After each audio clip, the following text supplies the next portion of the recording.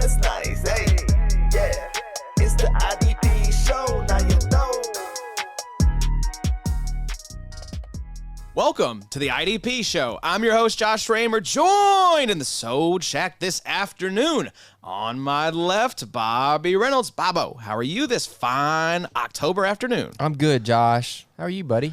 Back from Toronto, got to see our boy John Macri in his homeland. It was really funny. I was at a sports bar watching. They had the NFL game on. Well, I walk in, and I'm like, can we get the NFL game just on, like, one TV? She's like, oh, no, it's hockey. It's hockey night. Sure. The Toronto Maple Leafs, I think it is, had a game that night. So it was on every TV, and that was the sound that was on in the bar. Oh, wow. And so right before John walked in, they were playing the Canadian national anthem. So I said, I told him, I was like, you just missed the anthem. Like, how epic would that have been? Double Slow door motion, open. yeah, walk in with the smoke. He's wearing his hockey sweatshirt, and the Canadian national anthem is playing. That's awesome. How was John? John was great, man. It was good to see him. Always, to be that close, to be in Toronto and for him to be about an hour away, it was just like, I was so glad we were able to make it happen. That's awesome. Rearranged his schedule a little bit. Of course, we know he's crushing it with the PFF podcast, so it's good to catch up. The Monday Night Football game was on. I think he had some. He did the let me play some prop bets. Okay. That kind of hedge against my Monday Night Football fantasy matchup. Yeah. So that way, if my players crap out, Who cares? At least maybe I win some bets. I like that. Yeah, it's a good way to do it. You kind of hedge a little bit, Good little methodology. so you don't get like hurt twice. I like that. So it was a fun trip though. Glad to be back. We're doing the Week 7 preview. Appreciate Evan and Joey and Tripp holding us down with the Week 6 preview and the Week 6 recap. Make sure you check that out if you haven't already. Much love for the football guys holding us down. Bobo, we're throwing it back to the XFFL days with this pod. We're going to do the Week 7 preview, and then we will be back on Monday night, normal cadence with the Week 7 recap. So some good football games this week, Bobo. I think Eagles-Dolphins probably is the headliner for me. Sure. We'll talk about it. That one should be fun. Yep. We got 6 teams on bye, though. Yeah. Remember last season we had the bye-pocalypse? I think we're there. We're there again this season. We're there. CD, I think, is out this week. You got T. Higgins on bye. I think the Titans are on bye also. It's a pretty rough week, not only in offense, but also in the IDPs as well. Injuries, guys losing their jobs. It's been a weird year of fantasy so far. Yes, it has. Offensive and defensive both been tough. Offensive production is down across the board. What do you attribute that to? Better defense or just bad offense? I think it's a little bit of both. I think the pendulum always swings between offenses being dominant, defenses catching up, offenses catching up and then being dominant. So I think we're just in this pendulum swing of like defenses have caught up to what offenses are doing, and very few offenses have evolved to counter that. Yeah.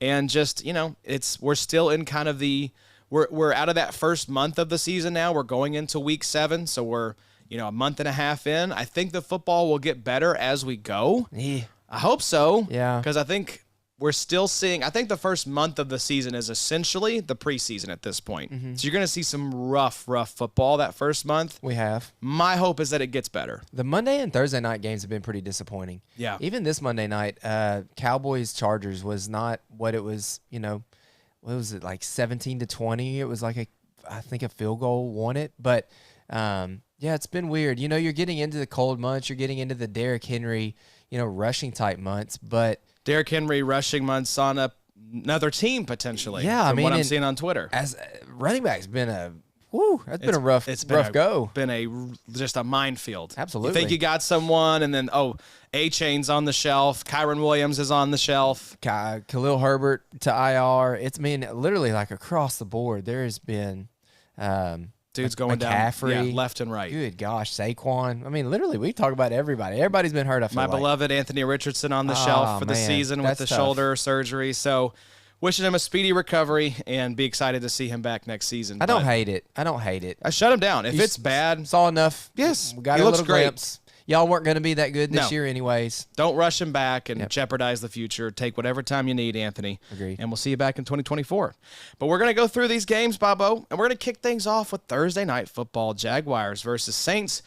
Now, usually when Evan and Jake do these episodes, they do a start and a sit. We're going to do something a little different. We're going to talk about some big storylines coming out of these games. If you want to see who you should be starting, you can go over to theidpshow.com. Paid supporters have access to Jace's rankings over there, so he'll get you set with your lineups. We will answer some listener questions at the end of the pod, though, so if you submitted some questions, stick around to the end, and we'll cover those at the end. Let's start with Jags, though.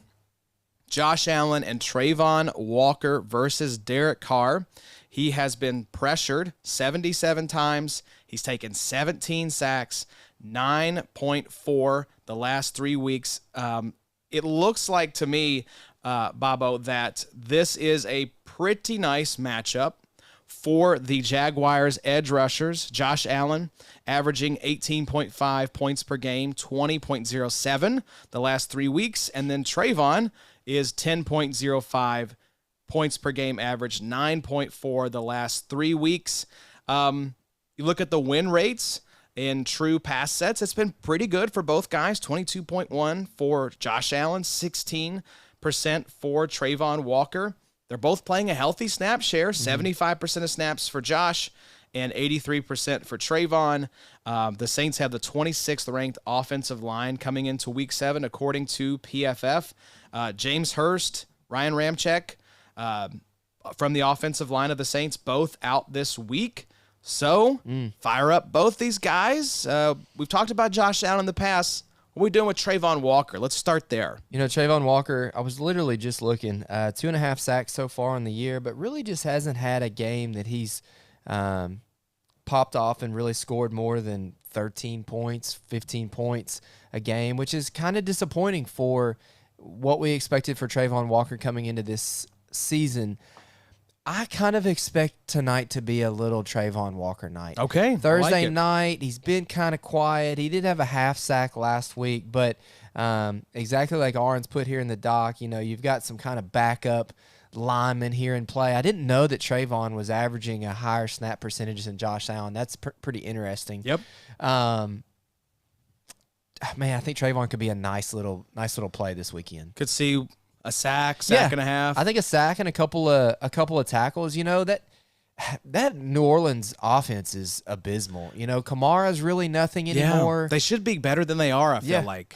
Chris Olave has been kind of disappointing from a wide receiving perspective. I think they said Derek Carr threw 50 passes last week. Jeez. So if that's the same narrative this week and Carr has to drop back and throw the ball that much, hopefully, fingers crossed, we get Trevor Lawrence tonight to maybe kind of elevate the Jags scoring so that Derek Carr has to throw the ball, giving Josh Allen and Trayvon Walker a little bit more opportunity to rush the passer.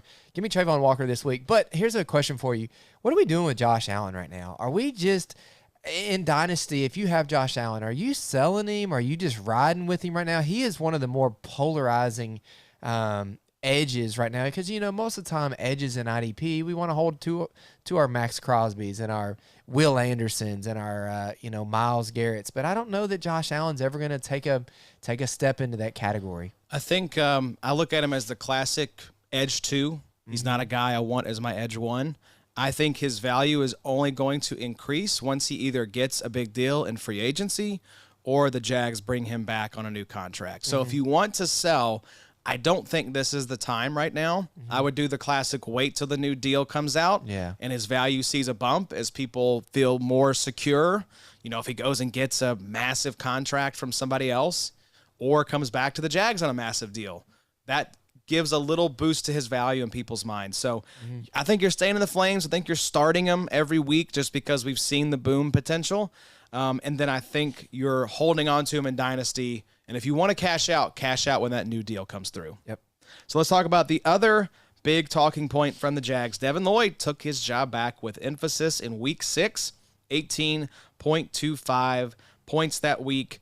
He had been averaging 11.08 points per game the first 3 weeks of the season pre-injury. He had 9 tackles, 2 PDs on 97% of snaps, Bobo. Chad Muma, our bye-week hero, our fill-in hero, did not play a single snap outside of special teams. So, at least for now, what we've seen from the Jags, Chad Muma is dead outside of a Devin Lloyd injury.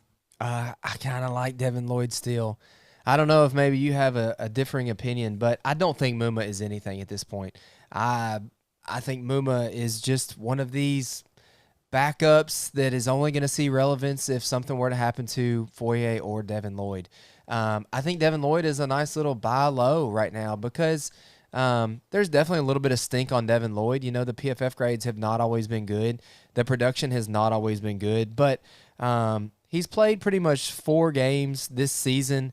100% of snaps in week 1. He had 3 tackles, which is disappointing. But week 2 against Kansas City, he saw 99% of the snaps, had 11 tackles. Got hurt a little bit in week 3, but then this last week on 97% of snaps, 9 tackles, just like you said.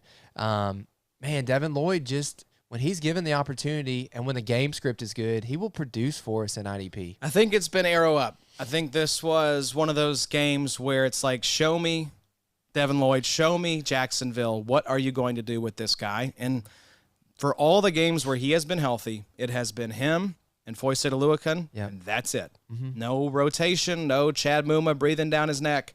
So I think you fire up Devin Lloyd with confidence. I think he's LB2-3 option for you. I don't hate that. So let's move to the Saints side of things, though. And we should point out that Demario Davis, I don't know if he's been ruled out yet for this game, but just keep an eye out. Zach Bond is a spot start option if you need a Demario Davis replacement. Hopefully you have a better option because Demario has not been good this season. Let's talk about Carl Granderson, though.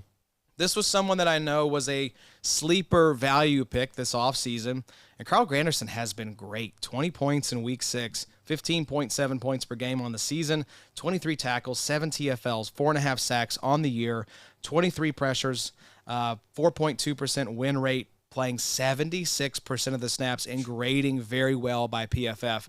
I think this is one of the stronger starts at edge in the league right now, Carl Granderson. Yeah, he's a sneaky little sneaky little edge for this season. I don't know how much we want to really value him in Dynasty right now, but in redraft, Granderson could be a league winner for you. You know, he has sacks in 4 of his 6 games so far on the season, and I think more than anything, Granderson's probably a little bit better than we maybe gave him credit for, but he's also being given more opportunity than we maybe thought he was going to. You know, some of their other pass rushers there in New Orleans haven't really panned out yet, and then there's still Cam Jordan, who's kind of having a little bit of a down year. But I agree with exactly what's being said right there. Continue to stay in the flames. Granderson is a must start right now. If you have Granderson, it might look gross in week 7 putting Granderson over the likes of a Trayvon Walker or a Greg Rousseau. You know, some of these sexy guys that we're expecting to take a step in Dynasty. But Granderson, at least for 2023, is a, man, edge 2, pretty solid edge 2. It's like a back end or a top end edge 2, maybe even a back end edge 1, depending on the matchup. So I've got him in our main league. I had Peyton Turner. He was a guy I traded for late last season, and Peyton Turner has been on, I think, IR. He has not played this season, so I think that's allowed Carl Granderson to step into a bigger role. But yeah, man, it's been really impressive what he's been able to do with the opportunity. And so I'm firing up Carl Granderson every week in the main league right now. Agreed. He's probably my top edge option. And so, yeah, I think you continue to roll with Carl Granderson. And let's move to Sunday's games, though, and talk about Ravens versus Lions. This is a sneaky fun game. Oh, yeah. Ravens, let's start there. Kyle Hamilton, been on the struggle bus here the last few weeks, Bobo.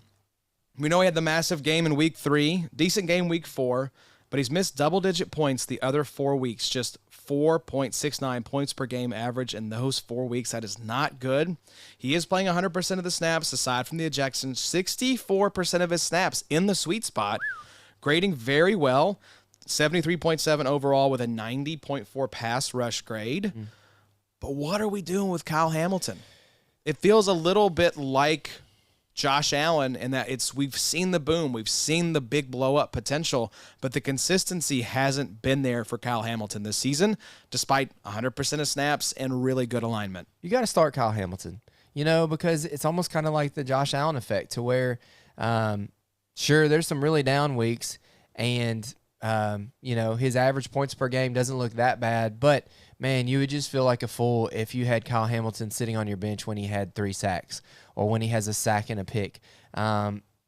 it's still early on in the season. I would say that Baltimore defense, while they look really good, is still trying to kind of figure it out to some extent, how to play Roquan, Pat Queen, and Kyle Hamilton kind of all in unison. And I think you kind of expect this a little bit. You've got two – it's crazy that I'm saying this, but you've got two really good linebackers there. Yep. Obviously Roquan, but Pat Queen has been great this year. Been phenomenal. I mean, and some regression – I don't even know that regression because he really didn't progress much last year.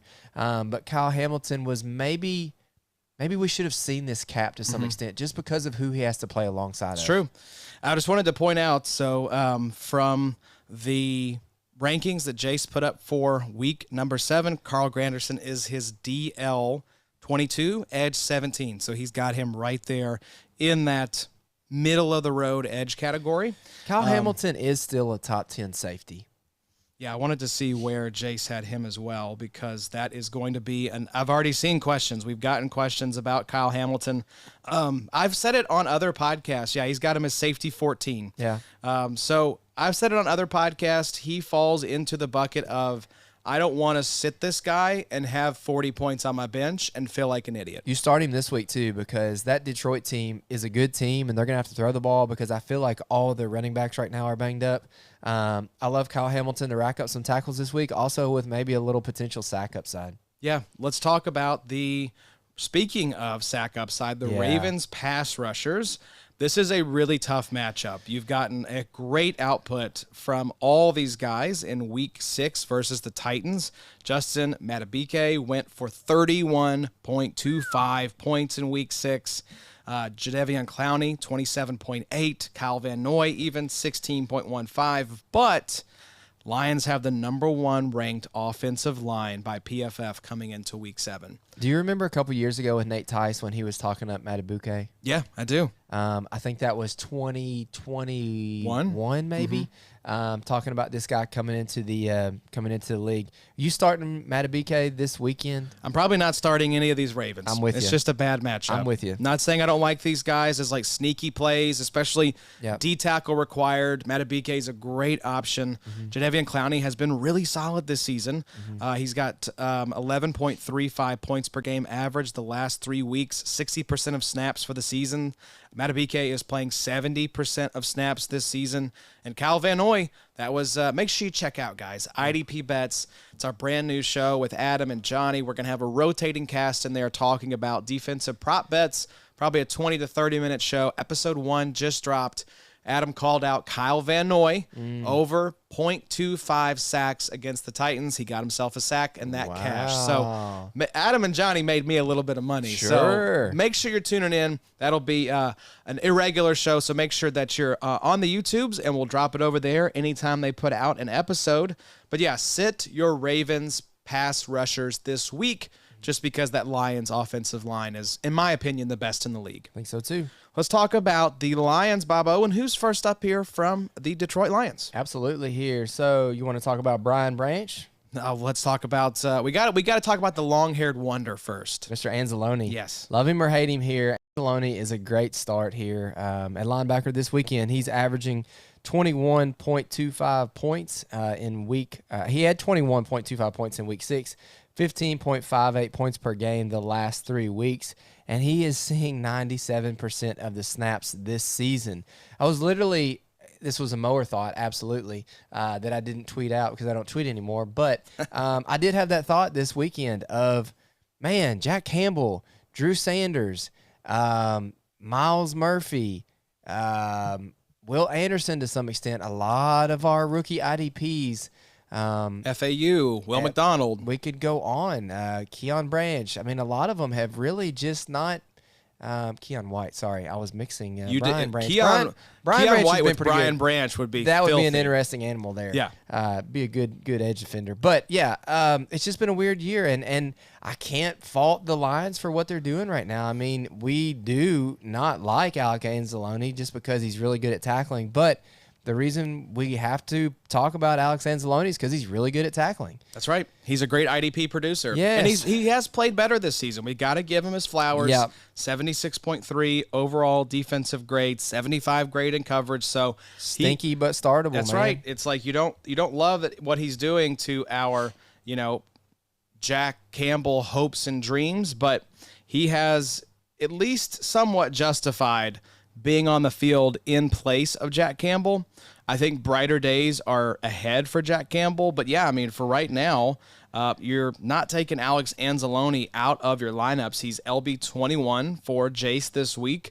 Unless you're in the shallowest of leagues with only one linebacker, you're rolling out Alex Anzalone every week, like it or not. And Anzalone's probably keeping some points from Jack Campbell.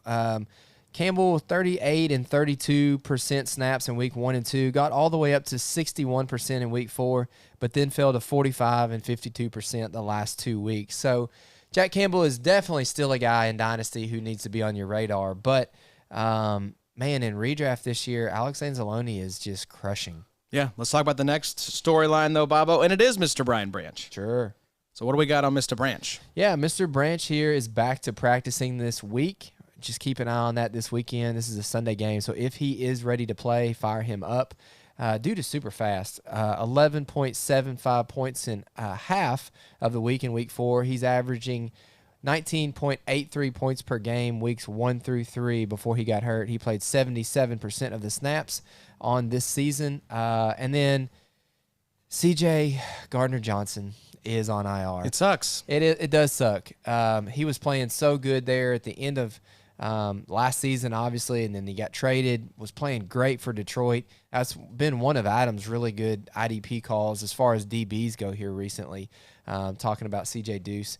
But Brian Branch's PFF grade 79.9, tackle grade of 79.4, coverage grade of 80.4. Brian Branch, man, there's nothing to not like about Brian Branch. I do agree with Adam to some extent where he talked about a couple weeks ago that maybe he's got a little bit too much of that Budda Baker hard-hitting but kind of a smaller guy type of frame to him.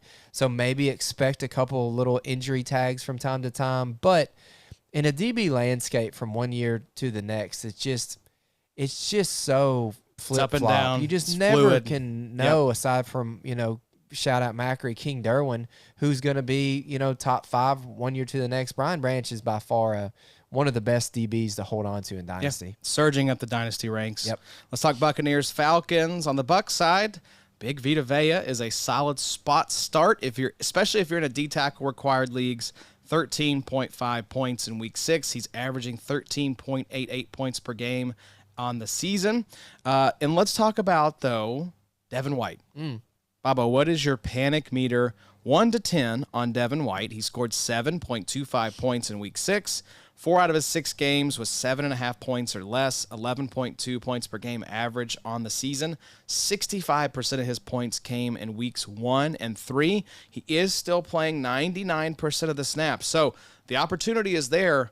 The production has not been there. Panic meter 1 to 10 on Devin White. 7. It's pretty high for me as well. Yeah. I am extremely worried at this point. I mean, most of his games this season, 7.5 points or fewer. That is really bad. Week 1, we got real excited off of 12 tackles, but since then, you're right, it has just been gross. And the PFF grades have been bad also, 51 overall defensive grade. Now, the tackling's been good at 79, but a 58 grade in coverage. And then also, too, something we've kind of always fallen back on for Devin White has been his pass rush. A 46.5 grade in pass rush is not good. And the other thing, too, I manage the other linebacker, Levante David, in XFFL, and Levante David's been really good so far this year. Yep. So, yes, the panic meter on Devin White is escalating to some extent. Remind me, has he been extended by the Bucs? No. Wow, that's even more concerning. Nope. In a contract year for Devin White, this is when you need to be playing well. And 7.25 points in week 6 and an 11.2 points per game average this season is not going to get that done. I don't know. I feel like this may be a situation that's headed for Devin White on a new team in 2024. Keep an eye out if this continues. I don't know that he's necessarily going to get benched, but Servassier Dennis might be a name that we need to pay attention to here, I don't know, in the future.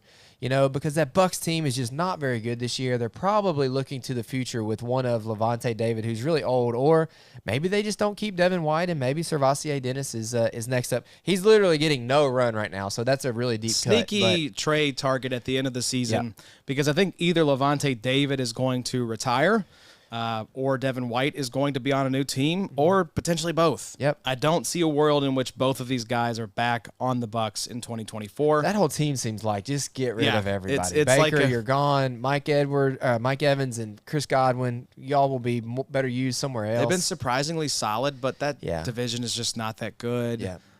So could they squeak into the playoffs at like 8 and 9? Sure. Maybe. But like it's time for a reset in Tampa Bay. You got a ring with Tom. Just blow it up and let's start from scratch. It's because the division's bad. It's not because they're good. So Shaq Barrett, just real quickly, hasn't been great this season. 3.92 points per game the last 3 weeks. 12 pressures, 1 sack, just an 11.1% win rate, 61% of snaps on the season. I'm not firing. I've got Shaq Barrett in RSO, not firing him up. Let's move to the Falcons.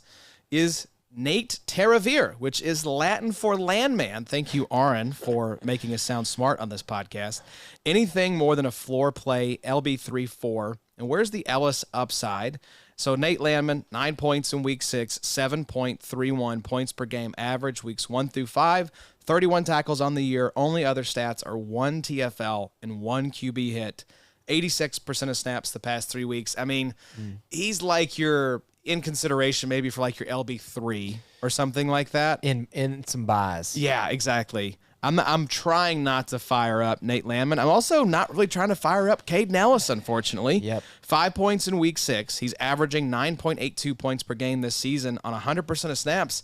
I just think I'm sitting both these guys down. Hopefully I have better options because Troy Anderson going down was a big blow. Caden Ellis, I don't know if his role changed after Troy Anderson went down, and maybe that's limiting his upside, but neither of these guys are ones that I feel great firing up week to week. It's been frustrating, and two guys that we really pegged as some good best ball guys in Caden Ellis and Troy Anderson this offseason. They were going in that 30 to 40 linebacker range in our best balls, have not lived up to even half of that. They're probably both in like the LB 80 category at this point. I don't know. I don't know what is going to have to change for not only one of these linebackers, but also Atlanta. That team is just not good. Bijan and the other running back that they had there is just not Tyler working Algier. out. Algier, oh my gosh. Desmond Ridder. Looks horrible. Drake London. It's just the most underwhelming team from a fantasy Kyle perspective. Pitts and now Jonnu Smith is the tight end that you want there. It's gross. just a I don't know. That's very similar to the defensive side of the ball. If you want to start Caden Ellis, go for it because maybe you get a sack upside there, but it's not been promising. The PFF grades for Ellis have been pretty disappointing also. Yeah, it's not been great. Hopefully you have better options than these guys because they just haven't been delivering. Yeah, Jace has Caden Ellis as LB 28, and I don't even know if he has Landman ranked. We should mention as well, speaking of disappointing, Richie Grant, who's playing 100% of snaps, 51% in the sweet spot, is only averaging 8.5 points per game on the season. So yucky. Just sit all of these Atlanta Falcons IDPs, maybe outside of like David Onyemata and D-tackle required leagues, because they've just been underwhelming so far. But let's talk about Commanders versus Giants. So choose your fighter at the linebacker position from the Washington Commanders. Cody Barton, 11.7 points per game season average, or Jamin Davis, 12.9 points per game average. Jamin is averaging 77% of snaps. Cody Barton, 100% of snaps. Who do you like more out of those two, Bobo? Give me Jamin this weekend. I think so too. I know it was a little bit of an anomaly last weekend with Daniel Jones only taking 3 sacks, I believe. Only 3 sacks. Yes, that was a low number for the Giants. If you haven't watched much Giants football this season, but I think the game we were watching while we were recording, he took like 8 sacks. Oh, it was a ton. The Cowboys game, maybe, or something like that. I mean, understandably so. It was against awful. the Cowboys. Yes. But Jamin Davis does have 2 sacks this season. So give me the pass rush upside for Jamin Davis. And even Jamin Davis has been fine. I mean, he's getting us the tackles that we're looking for. Jamin Davis, 12.9 points per game this season. He did have 23 points in week 6.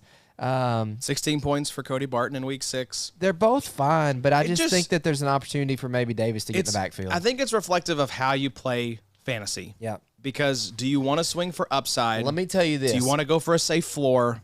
Your little devil Macri beat me a couple weeks ago from that same perspective. So to be honest with you, I think my offense was a little bit better than Macri's that week, but he knew that this week playing me, he was going to have to maybe kind of shoot for the moon a little bit, maybe kind of have a boom bust. So he kind of sneakily put Nick Bosa, Josh Allen, and then put Max Crosby down in the flex. There you go. As opposed to just putting a DB or a linebacker, and he put somebody in with some upside, and he beat me by probably 12 points. And I thought after the game, I was like, that's sneaky little SOB. sneaker. That's Yes. sneaky little Canadian. I'm coming north, Macri. So that's Cody. I'm on record on this podcast and others that I'm just not a Cody Barton fan. I'm not saying you shouldn't start him. He's kind of in that mom's meatloaf, Logan Wilson territory of you're going to get 10 to 15 points. He's going to play 100% of snaps. And if that's what you want from your linebacker position, totally understand. Maybe you've got more volatility at other positions and you just want to stabilize there at linebacker. That's cool. I'm going to swing for the upside with Jamin Davis as well. So let's talk about choose your fighter, edge style, Yes. Montez Sweat or Chase Young. Montez Sweat, 15.2 points per game on the season, 69% of snaps, or Chase Young, 11.3 points per game, 84% of snaps. Who you going with, Bobo? As good as Chase Young has been playing this season, and thank goodness he's healthy, give me Montez Sweat all day long. I think it's a nice little get-right game for Montez. Even though he has 6 sacks on the season, I think he's been a little bit relatively quiet here recently. Yeah, 1.2 points in Week 6. I think Montez Sweat has the motor. I think he's a little bit better in run defense. I think with Saquon healthy, the Giants are going to run the ball just a little bit more. And I think that the opportunity for both of these guys to get in the backfield is going to be great for this weekend. If you have either of those guys, start them both. But if I have to pick either or, give me Montez. I would have gone Montez before the season started. I'm going Chase Young. I don't hate it. Because of 3 things. Number 1, the snap share. He's playing 84% of snaps on the season. The pressures, we're looking at 31 pressures compared to 20 for Montez Sweat. And the win rate in true pass sets, 28.8 for Chase Young versus 14.6 for Montez Sweat. So the underlying metrics are there. It was a disappointing game for Chase Young, 0.75 points in Week 6. He is averaging fewer points per game on the season. Remember, he came back in like Week 3. So, he's fully up to speed now. We're seeing a full snap share. He looks good. Both of these guys are great options this week. Like Bobo said, fire them both up if you got them, but give me Chase Young. Let's wrap up with defensive tackle. Choose your fighter, Jonathan Allen or Daron Payne. Jonathan Allen, 12.3 points per game this season, 9 points in Week 6, 85% of snaps, or Daron Payne, 12.2 points per game this season, 4.5 points in Week 6, 84% of snaps. So both these guys playing about the same. Their points per game average is literally 0.1 points per game difference, so right on the same. And they both were relatively quiet in Week 6. Daron Payne or Jonathan Allen, Bobo? Give me Jonathan Allen. Even though, pay attention going into this weekend, I know he was a limited participant in practice on Wednesday. I haven't seen that updated today. But, yeah, give me Jonathan Allen. He does have 3 sacks this season, but I think he gets a little bit better tackles in the run game than Daron Payne does. So, in a game where I expect them to run quite a bit of Saquon, give me Jonathan Allen with the higher tackle floor, but also maybe a little bit less of the pass rush upside. I think Daron Payne probably is a little bit more prone to get a sack. I don't know. What's your take? Well, the numbers right here I'm looking at, I like Jonathan Allen as well because you look at 20 pressures compared to 11 for Daron Payne. We've got a 13.2% win rate and a 20% win rate in true pass sets versus 4.9% win rate for Daron Payne and 8.2% in true pass sets. So both really good options as well, but give me Jonathan Allen if you have to pick between the two. Let's move to the Giants, though, and talk about some of their defensive linemen. Is Sexy Dexy a waiver wire fodder when the peripheral metrics are still good?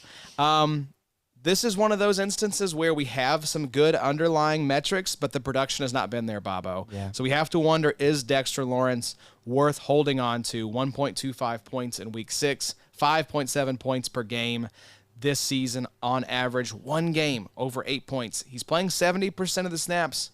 17% win rate, 27.3% win rate, true pass sets.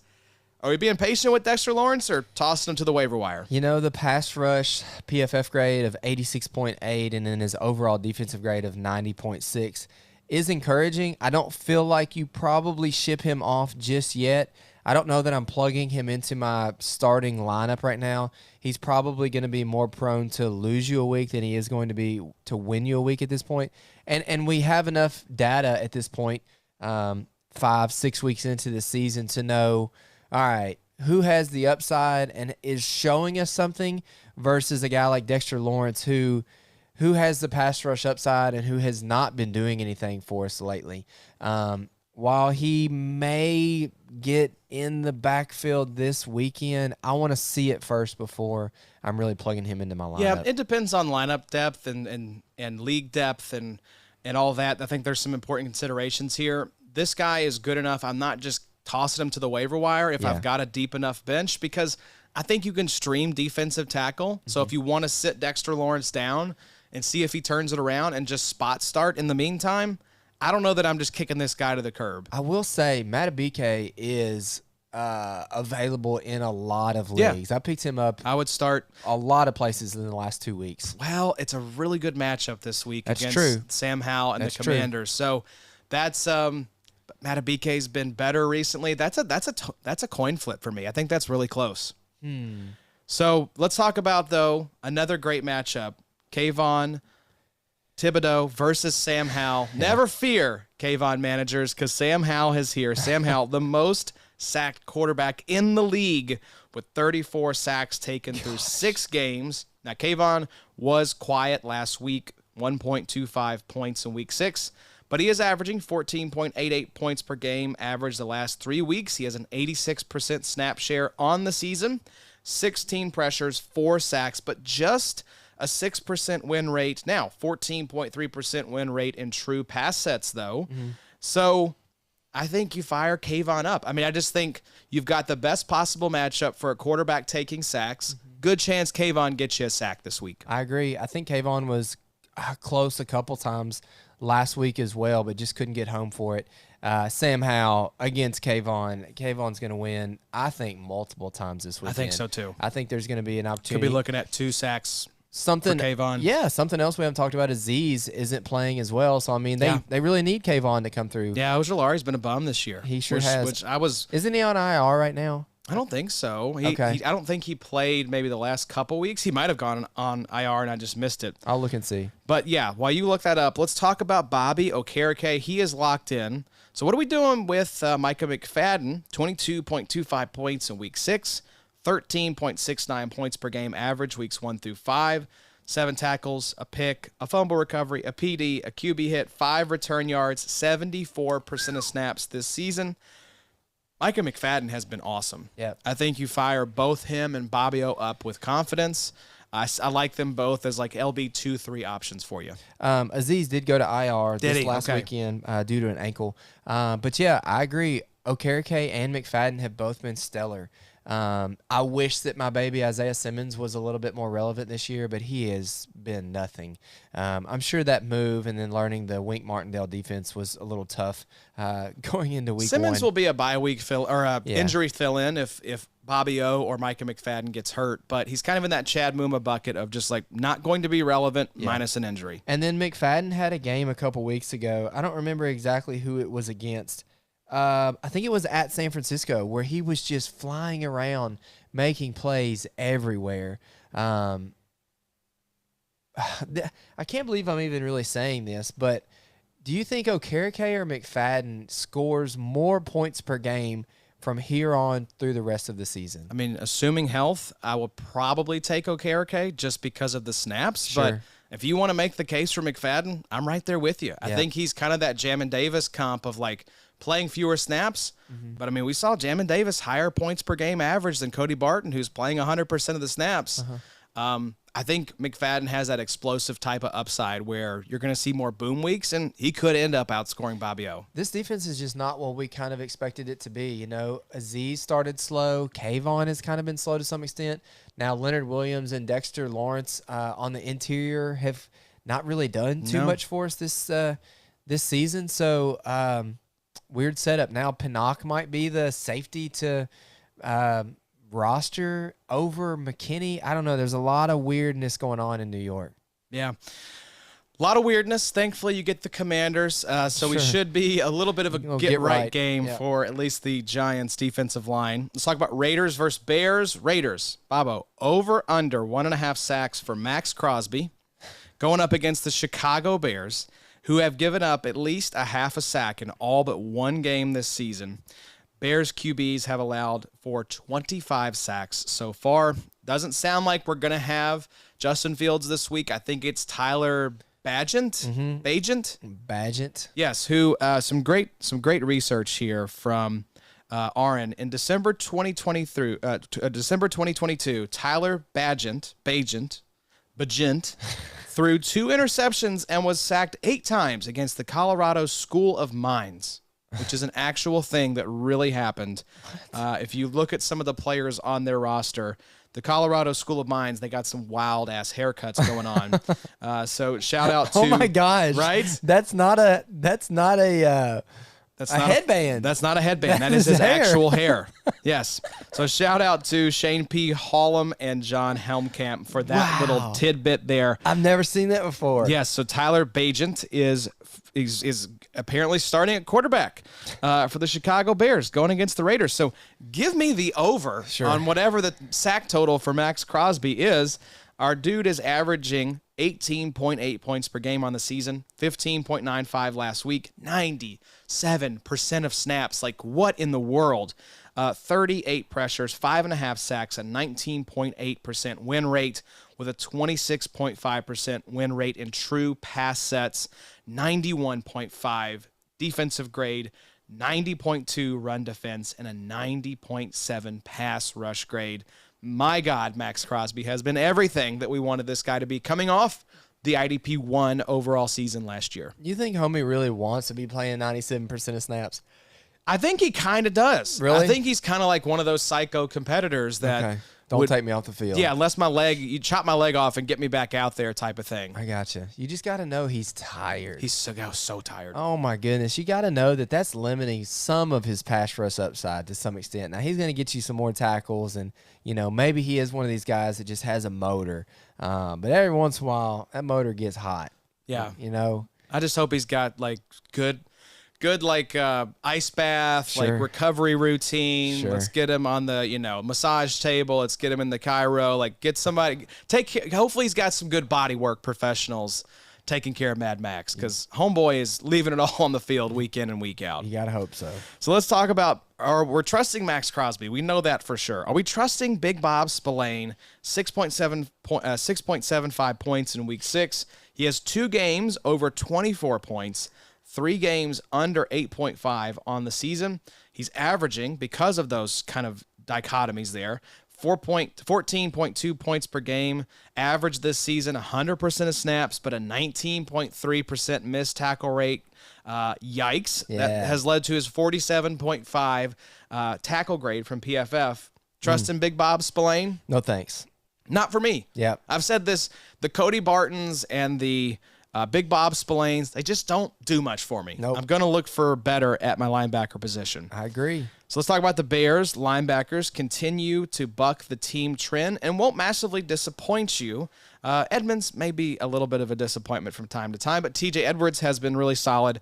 18.5 points in week 6, 16 points per game average, 95% of snaps this season. Tremaine Edmonds, 12.5 points in week 6, 12 points per game average this season, 94% of snaps.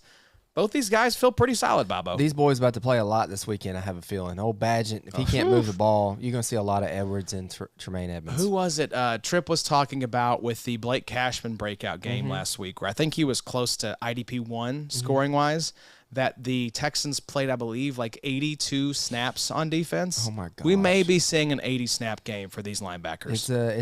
It's a possibility. So let's talk about this next one, though. Is Brisker a buy low? Or do you think that week 6 gave you a sell window for Jaquan Brisker? He's been averaging 8.6 points per game this season, but 14.85 points in week 6, 90% of snaps, 64% in the sweet spot. You are the Brisker truther, Bobo. What's your temperature on Jaquan Brisker right now? You know this is always a buy window. It's always a buy window. Always buy Brisker. Yeah, I think it is a good buy low opportunity. Yeah, I don't think this is a sell guy, because we just got done talking about Kyle Hamilton in kind of the same light. Now, I know Kyle Hamilton has had brighter spots this season. Obviously, his 3-sack game was a pretty bright week there for him. But Brisker has that potential also. A 90 tackle grade, a pass rush grade of 68. His coverage and his overall defensive grade need to pick it up to some extent. But that Bears team, I'm not making much out of what that Bears team is doing on offense or on defense right now. I don't think that team has an identity at all. They don't know how to win. They don't know how to play together. You're right. That team stinks. I'm not firing up necessarily Brisker just automatically. I think it's kind of dependent upon how my roster is constructed. Yeah. You're firing up these linebackers. That's really it for me in terms of just no doubt start these guys. Mm-hmm. Edmonds is depending on your league depth. If you start 3 linebackers, he's in the mix for sure. TJ Edwards is a start in every league format. Let's talk macro real quick. Yeah. You finished the season and the Bears have the 101. Are they taking Caleb Williams? Yes, absolutely. And what are you doing with Justin Fields? Just trade him. Ship him off. Whatever you can get. I got you. Yeah, same thing with the Cardinals. Kyler's practice window I think his 21-day window is about to open up. So, same thing. Mm-hmm. If the Cardinals are at the 101, you take Caleb Williams, you ship off Kyler. Who are the teams you don't think twice about it. Aren't the Panthers really close to maybe the first overall pick? They are the first overall pick. Oh, the Panthers are right now? They're 0-6. Oh, I thought the Bears were. No, okay. They're 0-6. The Bears have a win. Yeah. Wow. They won against the Commanders. Yeah, against the Commanders on Thursday Night Football. Fields messed that up. He said, I'll show y'all. Job now, security. Now it's Tyler Bagent season, though, and I don't think we're looking at the next Brock Purdy here, y'all. Does New England have a win? Yes, they do. Ah, man. Yes, they do. Caleb Williams up there would be fun. Speaking of New England, let's talk Bills versus Patriots. Let's start on the Bills side. That's Bill's big scheme. That's what he's doing. Yeah, that's what he's doing. He's like, I got to save my job. I got to get the next Tom Brady Exactly. in here. So, Terrell Bernard, currently the LB2 after 6 weeks. Evan Rondett loves to see it. But, hey, let's fire up Dorian Williams now as well. But before we get to Dorian, let's talk about Terrell Bernard. 22.5 points in Week 6, 19 points per game average, 97% of snaps, 12.3% missed tackle rate. So, Terrell Bernard is a auto start every week, especially now with Matt Milano out. Dorian Williams, though, was the big winner, though, for me from Week 6. We wondered if it would be Tyrell Dodson. It was very clearly Dorian Williams' job once Matt Milano went down. 12.5 points, 10 tackles, a QB hit on 84% of snaps. Dorian Williams' season is here, Bobo. We hate that it comes at the expense of Matt Milano, but thus is the NFL. We move on. We adapt. We were excited for Dorian going into the season, and now he gets his opportunity, and I'm excited to fire him up. I'm rolling him out there if I'm in a 3 QB league, or a 3 LB league. Or 3 QB. That might 3 be fun QBs too. Why not? Dorian Williams, you're awful thankful for Dorian. He's saving your best balls. Yeah, my Madness team needs Dorian and Deion Henley. So okay. If we could, Eric Hendricks, if you just want to shuffle on out with a hammy or something and we can get Deion Henley in there, that would be phenomenal. Devondre Campbell, feel free to come on back on any point, bud. I would appreciate that as well. Dorian Williams does look fun. He pops on the screen, but I can't agree with Aaron Moore here, especially with Evan. Terrell Bernard, I have a 2 IDP league where you start your offense, and then we just have 2 IDP spots. I have my boy Ernest Jones as one IDP, my other one, Terrell Bernard. And Bernard has looked the part, especially here the last couple weeks. Bernard looks like a linebacker 1 for us this looks season. like when we do the analysis of the IDP Madness winning team. Yep. I bet you $100 that team has Terrell Bernard on it. I bet you some people this IDP MVP episode at the end of the year, Terrell Bernard could be a nice little candidate for that. He'll be a league winner for sure. You didn't have to give a lot to get him, and his production has been elite. These are the type of picks that win you leagues because we didn't even think we thought it was going to be Tyrell Dodson. Yeah. That was the popular choice. And then 2 days before the season kicks off, Sean McDermott's like, oh no, it's Terrell Bernard won the job. He's starting alongside Matt Milano. We're like, wait, what? You're talking about AJ Klein and all these other goons, and now it's suddenly Terrell Bernard's job. Sure. And he's taking it and running with it, so you love to see it. But let's talk about real quickly. You trading Terrell Bernard to go get Dorian Williams right now? No, I'm riding with Bernard. Okay. Yeah. What about a dynasty? Dynasty, same thing. Wow. Yeah, I just think Bernard may be. I like that. I think he may be legit. Cool. So let's talk about the edge rushers. AJ Epinesa is a top 10 edge in the league scoring-wise so far, but he's not even top 2 playtime-wise on his own team. 45% of snaps for AJ Epinesa. Leonard Floyd is getting 52% of snaps, and Gregory Rousseau is getting 62%. So what are we doing, though, with AJ Epinesa, Bobo? 13.35 points in Week 6, 16.4 points per game average this season. Like Aaron said here, top 10 edge scoring-wise, but just 45% of snaps. Are you firing this guy up and just hoping that this hot streak continues? Deep leagues only, or maybe just in situations where, this weekend might be good. I don't know who New England's rolling out there. Is it still Mac Jones? The chatter last week there was that Mac Jones is on a short leash. Yeah. So we could be getting an even worse quarterback. I think they signed Will Greer, who hasn't started since like 2019. It wouldn't go to Zappy? No. Gosh. From what the report said, they don't see Zappy as an upgrade. I believe they brought in Malik Cunningham. Does that, is on the practice squad as well. I know we're homers, but does that not blow your mind to some extent? Yeah, I think Zappy's a pretty clear upgrade on Mac Jones at this point. I don't think he's elite, but I feel like he's a better than average backup quarterback at this point. Yeah. We saw enough of the pop last season. But anyways, AJ Epinesa, he's not a guy I'm relying on. Maybe if you want to start him this weekend, I don't hate that. With bye weeks and stuff, maybe you're considering rolling this guy out as like your edge too. Sure. But preferably for me, this is the type of player I love to plug into a flex spot. Yeah. Because it's like if he burns you, it's okay. Yeah. It's just your flex spot. Yeah. I traditionally always swing for upside in my flex. So this is the kind of guy I want to plug in. I'm a little nervous if I have to slot him in at edge 2 just because he's playing less than 50% of snaps. And also know your matchup. I mean, I know not every platform's projections are accurate, but you know the team that you're going up against. You know whether you're favored or not going into the week. So exactly like you're saying, Josh, if you feel like you need maybe – a 0 is not going to hurt you because you're probably not the favorite anyways, but a 23-point performance from Epinesa might win you a week, then go ahead and start Epinesa. But I wanted to point real quickly on Leonard Floyd has been great this season. He has. 27.45 points in Week 6. You might have already said this, but I want to say it again. 10.45 points per game average weeks 1 through 5, 16 pressures, 6.5 sacks, 10 pressures, 4.5 sacks. This was his true pass stats right here. So 52% of the snaps. Of the snaps seems about accurate. I mean, he really plays. I don't know. He's definitely not a 100% player. It's just a rotation. Really not a 70%. We've said this all along. Yeah, but that's what Leonard Floyd is.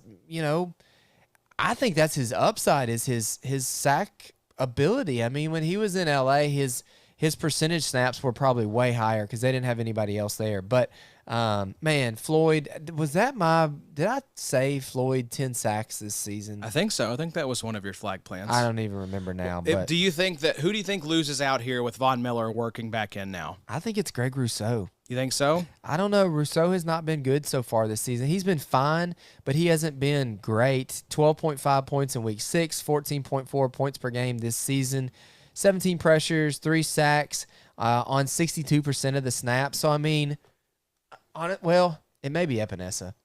Yeah, I don't know. I really don't know. Yeah. I think you could make a case that all of these guys get dinged because, again, it's just a rotation. So maybe the share of the pie for each of these guys goes down to get more snaps for Von Miller. I feel like Leonard Floyd's still going to see 50% of the snaps. Yeah. I don't feel like that's going to change. Rousseau will come down from 62%. I think it's most likely Epinesa, but, man, he's playing well. So just a situation. Good problem to have. Let's speed round through the Patriots because the general advice is never start Patriots. But choose your fighter. 2.0, we're going Jelani Tavai or Juwan Bentley at linebacker. Easy. Who are you going with? Bentley? Yeah. The stats real quick here. 8.5 points in Week 6 for Bentley. 12.1 points per game average. 94% of snaps this season. Jelani Tavai, 20.25 points in Week 6 and 11.6 points per game average. 67% of snaps. That's easy for me as well. Yep. Juwan Bentley. Shout out Addy. There you go. Let's talk about Kyle Duggar. Do you think that Duggar slumping is just normal variance this season? Or is the fact that Peppers has been playing better contributing to Kyle Duggar being a little bit of a disappointment? 4.88 points per game the last 2 weeks after averaging 12.81 points per game the first 4 weeks, 94% of snaps, 61% in the sweet spot. I think this is just normal variance, especially with the New England Patriots. This is the game you play. You said it's not a game I want to play. So I'm just staying away. You said it perfectly. It's variance and it's New England. That's what to expect. That's what to expect if you have Kyle Duggar in your lineup. Yeah, but Jabril Peppers is, playing well. He is playing better than Kyle Duggar. 10.05 points per game the last 2 weeks. 11.31 points per game average week 1 through 4. 91% of snaps on the season and 49% in the sweet spot. Jabril Peppers is good. He's a pretty decent player. So these are some pretty nice grades across the board here for Jabril Peppers. Yep. Let's talk Browns Colts though. Yeah, this is interesting. Okay, so JOK. He's been a hot topic. I think we got a question on YouTube about JOK. Can we expect another strong week from Jeremiah Owusu-Koramoah? 28.25 points in week 6. He's averaging over the last 3 weeks 17.58. That has to be probably top 5 the last 3 weeks. 14.3% missed tackle rate, 79% of snaps in both weeks 5 and 6, grading pretty well, 77.7 defensive grade with a coverage grade of 74.1. How you feeling about JOK, Bobo? He's heating up a little bit. I kind of like it. Kind of like it? I kind of like it. I will say, though, the only thing to be worried about is JOK gets banged up, man. He's just that size. He's just that kind of play style that from time to time he goes out with an ankle. He has a little knee thing. But I kind of like JOK. The Jim Schwartz defense there in Cleveland looks legit. It looks like, honestly, if their offense was better, they look like somebody who I would not want to play come postseason. I don't know how you feel about that, but that defense is filthy. It's absolutely good. They handed the 49ers their lunch. Yep. This past week. I think maybe I was just wrong about JOK probably a little bit this offseason. I don't know if wrong is the right way to put it. I think Jim Schwartz is a good defensive coordinator. He's just using these guys and highlighting the best attributes in their game. And I think JOK is he's a player, man. He's a guy who is benefiting from Jim Schwartz being there. Yep. I'm not willing to jump into the JOK pond yet, just because there's been so much up and down. But if you want to fire him up, I mean, this is a Colts team that's probably going to run the ball a lot now with Gardner Minshew locked in as the starter for the rest of the season. Jonathan Taylor's back healthy. Zach Moss looks phenomenal. So he could get a lot of tackle opportunities going against the Colts. What do we think about the edges, though, in Cleveland, Bobo? Myles Garrett, 18.6 points per game. Ogbonnia Okoronkwo, 10.7 points per game. And then Zadarius Smith, been a big old stinker, 4.4 points per game this season on average. 64% of snaps for Zadarius, 58% snaps for Ogbonnia Okoronkwo, and then 78% for Myles Garrett.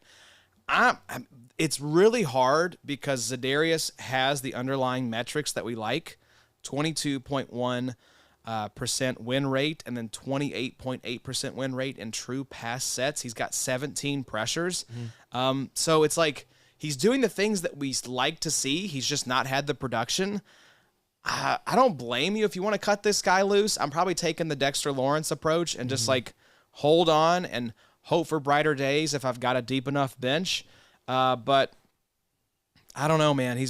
This group has been disappointing outside of Myles Garrett. Yeah, agreed. I think that's how you play it. I think you play Myles Garrett. Obviously, you never sit Myles Garrett, but then maybe if your bye weeks get a little bit interesting, maybe Obo is the one that you can plug in, 3 sacks on the season. But I agree with you. Zadarius Smith, while his PFF grades are okay, 11 pressures on the season, 0 sacks is just, I don't know. Great. Maybe it comes around. Maybe it comes around. Find someone maybe that works for PFF in your league and trade them Zadarius Smith, because if he doesn't trade for him, he's a coward. Absolutely. And doesn't believe that's a good call. The metrics that his company is putting out. Have you ever heard of the IDPshow.com? I have not. It's a good website. You should check it out. I will check it out. I was looking at some linebacker logs. Oh, yes. There are linebacker logs on that great website. There's this guy named JOK Week 3, 9.5 points. Week 4, 14.25 points. He had a bye in week 5, and then obviously, like we said, 28.25 points in week 6. So JOK, the points per game trajectory has really, aside from going from 11 to 9.5 from week 2 to 3, he has an upward trajectory of points per game so far. So JOK's figuring something out. And yes, if you want to figure some things out with your players, check out theidpshow.com. For paid supporters, Adam is putting together the LB, DL, and DB logs, all of the stats that you could possibly want to know. Snaps, tackles, sacks, points. It's all in there. It's under the 2023 IDP data tab at the top of the page. You click on that, you're going to see the landing pages for DL, LB, and DB. Jump in there, check out the logs. If you wanted all the data in one easy-to-find place, Adam is doing the Lord's work over there to make it easy for you. Let's talk about the Colts side of things, though, Bobo. Kenny Moore. It feels like 2021 again with Kenny Moore. 16 points in week 6. He had 16.25 points per game average the last 3 weeks. 100% of snaps on the season. He is the starting nickel corner with 90+% sweet spot usage. He is a must start for me in CB required leagues. Yep, absolutely. I think we can move to Samson. Can't look away from that. Exactly. I think we can move to Samson Ebukam. Are you playing him over Kwity Paye right now? You look at the numbers. So he is 17.45 points in week 6. The last 5 weeks, 14.95 points per game average for Samson Ebukam. And then Kwity Paye, just 1.5 points in week 6, 1.75 points per game average the last 2 games. And weeks 1 through 3, 17.97. So Kwity started hot, has really cooled off. He's been banged up. He's been injured. But Samson Ebukam, Bobo, has been phenomenal this season. I told y'all were going to like him. I miss old Ebukam being a Ram. He was fun there for that season. He was good for the 49ers last year. The underlying metrics looked really good. Yep. 11.8% win rate, 15.2% win rate in true pass sets, 18 pressures for Ebukam. Paye is not trending in a great direction. He's right been now. so frustrating, man. I've got him as my edge 1 in RSO, and it's like I don't feel great firing him up any week because he's like Josh Allen, just really boom or bust. And it's like I'm going to keep rolling him out there, but I just wish I felt better. Maybe this is just injury related, and once he gets healthier, this will start to even out a little bit. But Ebukam is the play right now over Paye for me. Because even the boom for Paye hasn't been like anything crazy. The start to the season was great. 17, 18, 17 points per game. But since then, 2 points per game. Were y'all in bye week 5 or was he hurt? No, he was hurt. And we haven't had our bye yet. 1.5 points in week 6. Yeah. So maybe he gets back to the start of the season, kind of the way he was playing. I think Ebukam is the answer. Yeah, Ebukam's been healthy. He's been phenomenal. The underlying metrics are better. They're playing about the same percentage, 61% of snaps for Ebukam and 65% for Kwity Paye. So fire up Ebukam. He's a safer play. It's maybe another PJ Walker week with Deshaun Watson's status still iffy. He did practice in full today, but who knows if he's going to play. And if he does play, what does he look like? He hasn't been out there in a few weeks, so we could be looking at some sack upside for the Colts edge rushers. Last note here on the Colts, don't get too down on Julian Blackmon. 8 points in week 6, but he's averaging 12.2 the last 5 weeks. 100% of snaps, 67% sweet spot usage. Keep firing up Julian Blackmon. He is a top 15, top 20 safety option for you. Yep. I think rest of season. DB's hard. Let's talk about Steelers-Rams, Bobo. Can you kick us off with Pittsburgh? Sure. What's the first storyline we want to talk about? Is Quan Alexander actually a threat to Cole Holcomb? Let's look at Holcomb. He had 19.75 points in week 5. He is averaging 12.7 points per game on the season. He has a 7.5% missed tackle rate, and he has been playing 85% of the snaps this season. Has a tackle grade of 70, a pass rush grade of 60, and an overall defensive grade of 68, while Quan Alexander saw 23.8 points in week 5. He has 12.7 points per game average this season. That sounds familiar. It does. 10.5 missed tackle rate and 55% of the snaps this season. His PFF grades are a little bit lower, while his pass rush grade is 73.8. He does have a 58.8 grade in coverage and then a 63.8 overall defensive grade. I have a very clear answer to this, but I want to know what you think. I don't think Quan is a threat. I agree. I still am firing up Cole Holcomb. Not a guy really, again, that gets me super excited. 12.7 points per game average. That's fine. In that Spillane, Cody Barton bucket for me. We can't start 3 LB1s. Nope. It's not real life. There's just a lot of teams where a Cole Holcomb is just it's a means to an end, you know? 12.7 points per game is not a 0, and it's not a 25. Solid. Yep. It's like if you get that from your LB 2 or 3, you're feeling pretty good. Yep. Quan Alexander, though, has made the most of his opportunity, but... And with my linebacker, I'm not trusting 55% snaps. No, I'm not plugging a guy in at linebacker who's getting less than probably like 80% of the snaps. And Quan's not really big play enough for me to take that risk. Nope. So, and then as Aaron notes here, play TJ Watt, play Alex Highsmith, play Minka Fitzpatrick. Pretty easy. Let's talk about the Rams, though, Bobo. And this first point, I think, probably has to get you pretty excited. Oh, boy. I wish I hadn't put this guy in IR in XFL, but he's there. 19.7 points in week 6, 11.3 points per game so far this season. 25 pressures, 4 sacks. He is seeing 87% of the snaps this season. The man we're talking about is rookie Byron Young, Los Angeles Rams. My goodness. Is Byron Young good, or is he benefiting from a snap increase probably because nobody's there, or the fact that he gets to play alongside of Aaron Donald? He is good, and he is benefiting from opportunity on a defensive line that is devoid of talent outside of Aaron Donald. Yep. I think both things can be true. I think he can be a volume monster playing 87% of snaps as a rookie. The pass rush metrics are decent, 10.4% win rate, 15.5% win rate in true pass sets. He's been a big arrow up dynasty rankings guy for me this season.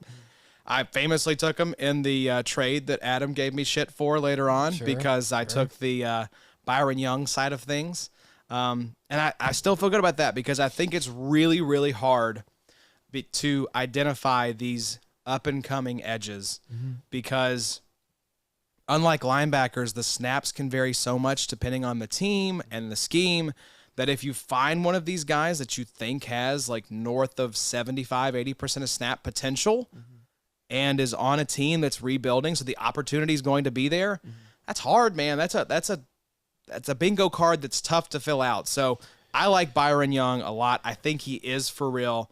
And depending on your league depth, I would feel fine firing this guy up. As much of a story as Puka Nacua has been this offseason or this season for the offense, it's kind of overshadowed how Byron Young is almost the Puka Nacua of the defensive side for the Rams to some extent. They hit on a really good rookie class. Now they also had like 40-something rookies on the roster. Avila has been a really good offensive lineman as well. The Rams are fun right now, man. In a year where I thought we were going to be sitting here with maybe one win, we're sitting here 500. Yep. And Stafford looks fantastic. He is slinging that ball. Golly, that dude looks like he's about 25 years old. He's on the QB show for Netflix. Yes, I can't wait for that. That's going to be a lot of fun. Who else is on there? Do you know? We don't know anyone else. I got you. Just Matthew Stafford. I wonder if Mahomes re-upped. I know I saw Trevor Lawrence turn it down. Gosh. Just anybody except for, who did they put on there last year? Mariota. He was awful. Yeah, not great. Hopefully they just avoid having 3 if one of the guys is going to be a dud. Just go with 2 or go with 1. You're exactly right, though, what you said, that it is really hard, and we know this, but finding that next young edge is really difficult.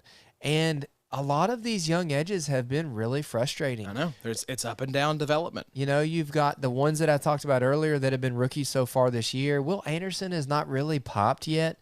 The PFF grades have been okay, but it's not really converted over to many IDP points. And even you look back the last couple years, our Kwity Pays, our Azeez Ojularis, our Odafe Owais, Joe Tryon Shoyinka.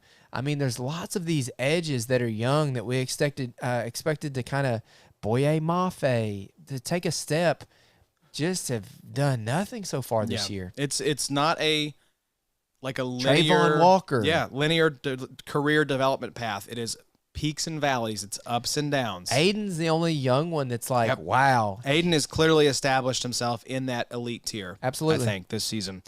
We should mention, I should have done this at the top of the show. The teams on bye this week: the Panthers, Bengals, Cowboys, Texans, Jets, and Titans. Ooh. A lot of IDP relevant players. No Quincy Williams, no CJ Mosley, Ryan Burns. no Micah Parsons.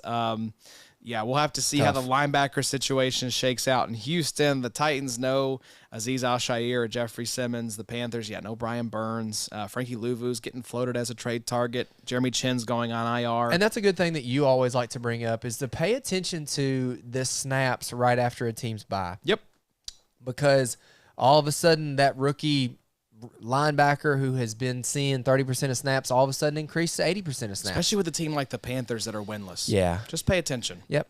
Because it may be some guys getting shipped out. Mm-hmm. I think if Chin hadn't gotten injured, he was a guy on the trade block. Yeah. Frankie Louvu could be on the trade block. So just maybe we'll have some trades this before the trade deadline, which is Halloween. You expect much of Rashaan Evans coming back from the Cowboys bye?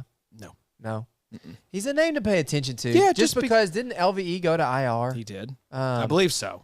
He was headed towards IR with the neck injury. Damone Clark was We'll talk about it next week. full time, I believe, in his stead. I gotcha. So Damone Clark's the only one I'm really interested in. Not interested in any of the other guys right now. Gotcha. Am interested in Ernest Jones. He has been phenomenal this season, Bobo. 11 points in week 6, 16.5 points per game average on the season, just an 8.7% missed tackle rate, 96% of snaps, 78.1 overall defensive grade, 90 run defense grade, 60 in coverage, 73.5 tackle grade, and hell, let's just throw them all in there. 61.3 pass rush grade.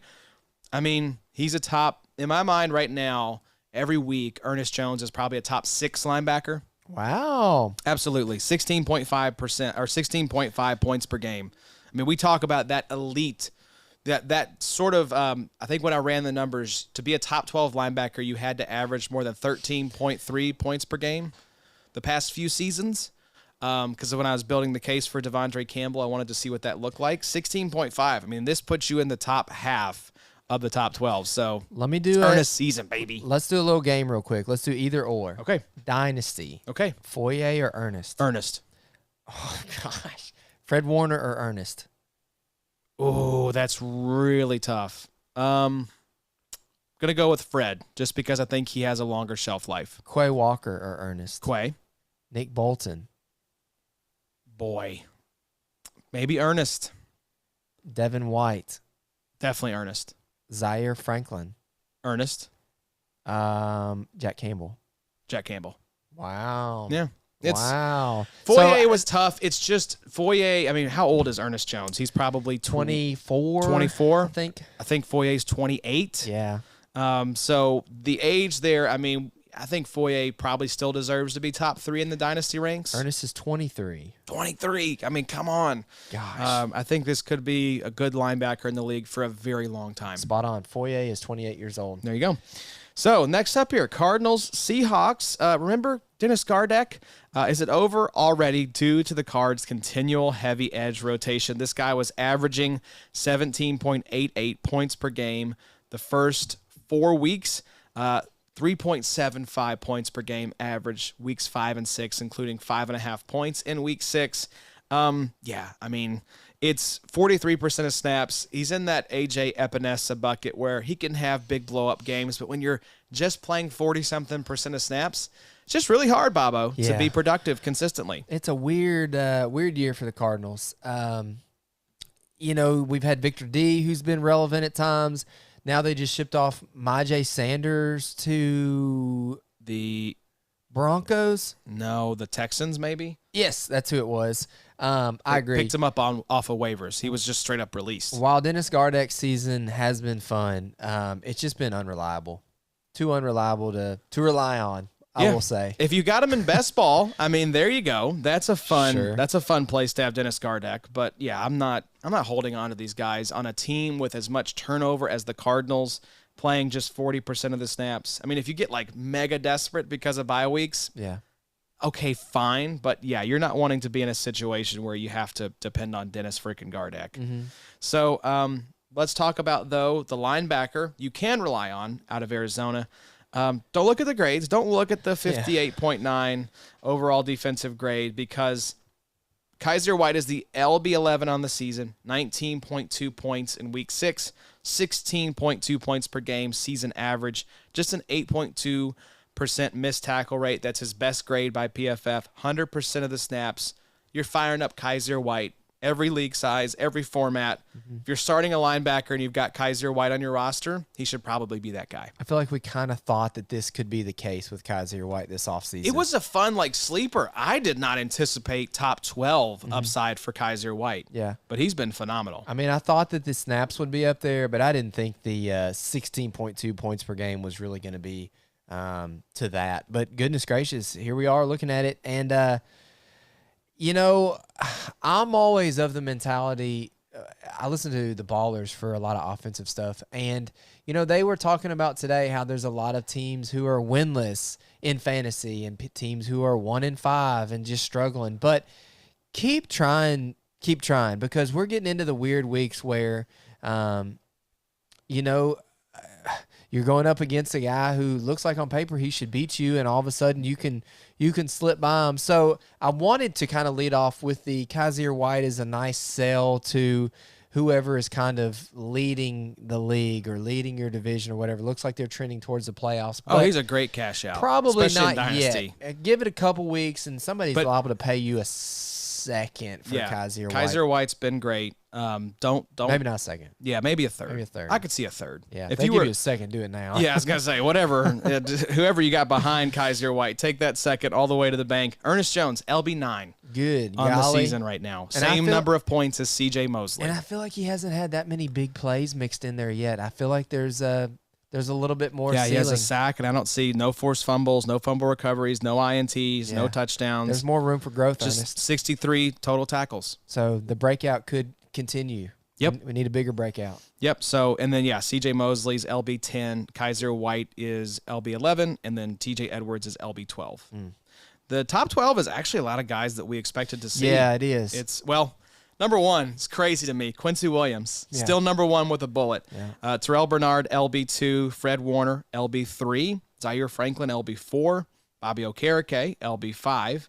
Patrick Queen, LB6. Foyesade Aluakun, LB7. Roquan Smith, LB8.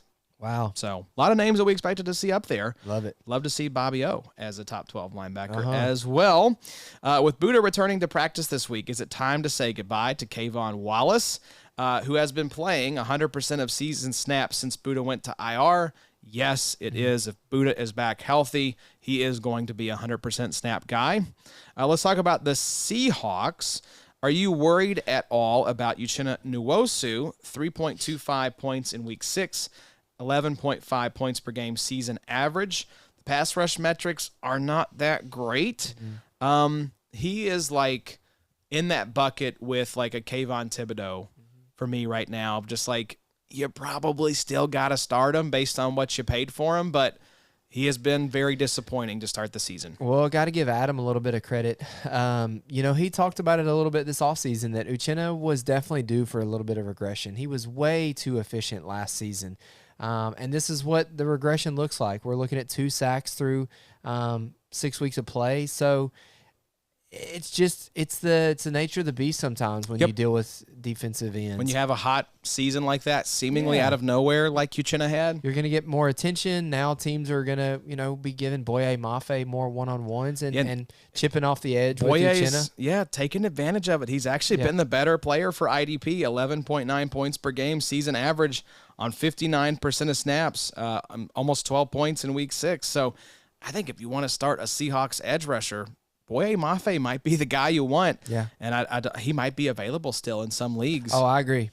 And then we should mention as well, it is worth noting with Jamal Adams back, unfortunately, Julian Love probably needs to be tossed to waivers. Just 44% of snaps in week 6, 85% of snaps for Jamal Adams. He had 10 points. Now, the caveat here is that it's Jamal Adams, who's in the Shaq Leonard, Joey Bosa, truly deserves the injury-prone label bucket.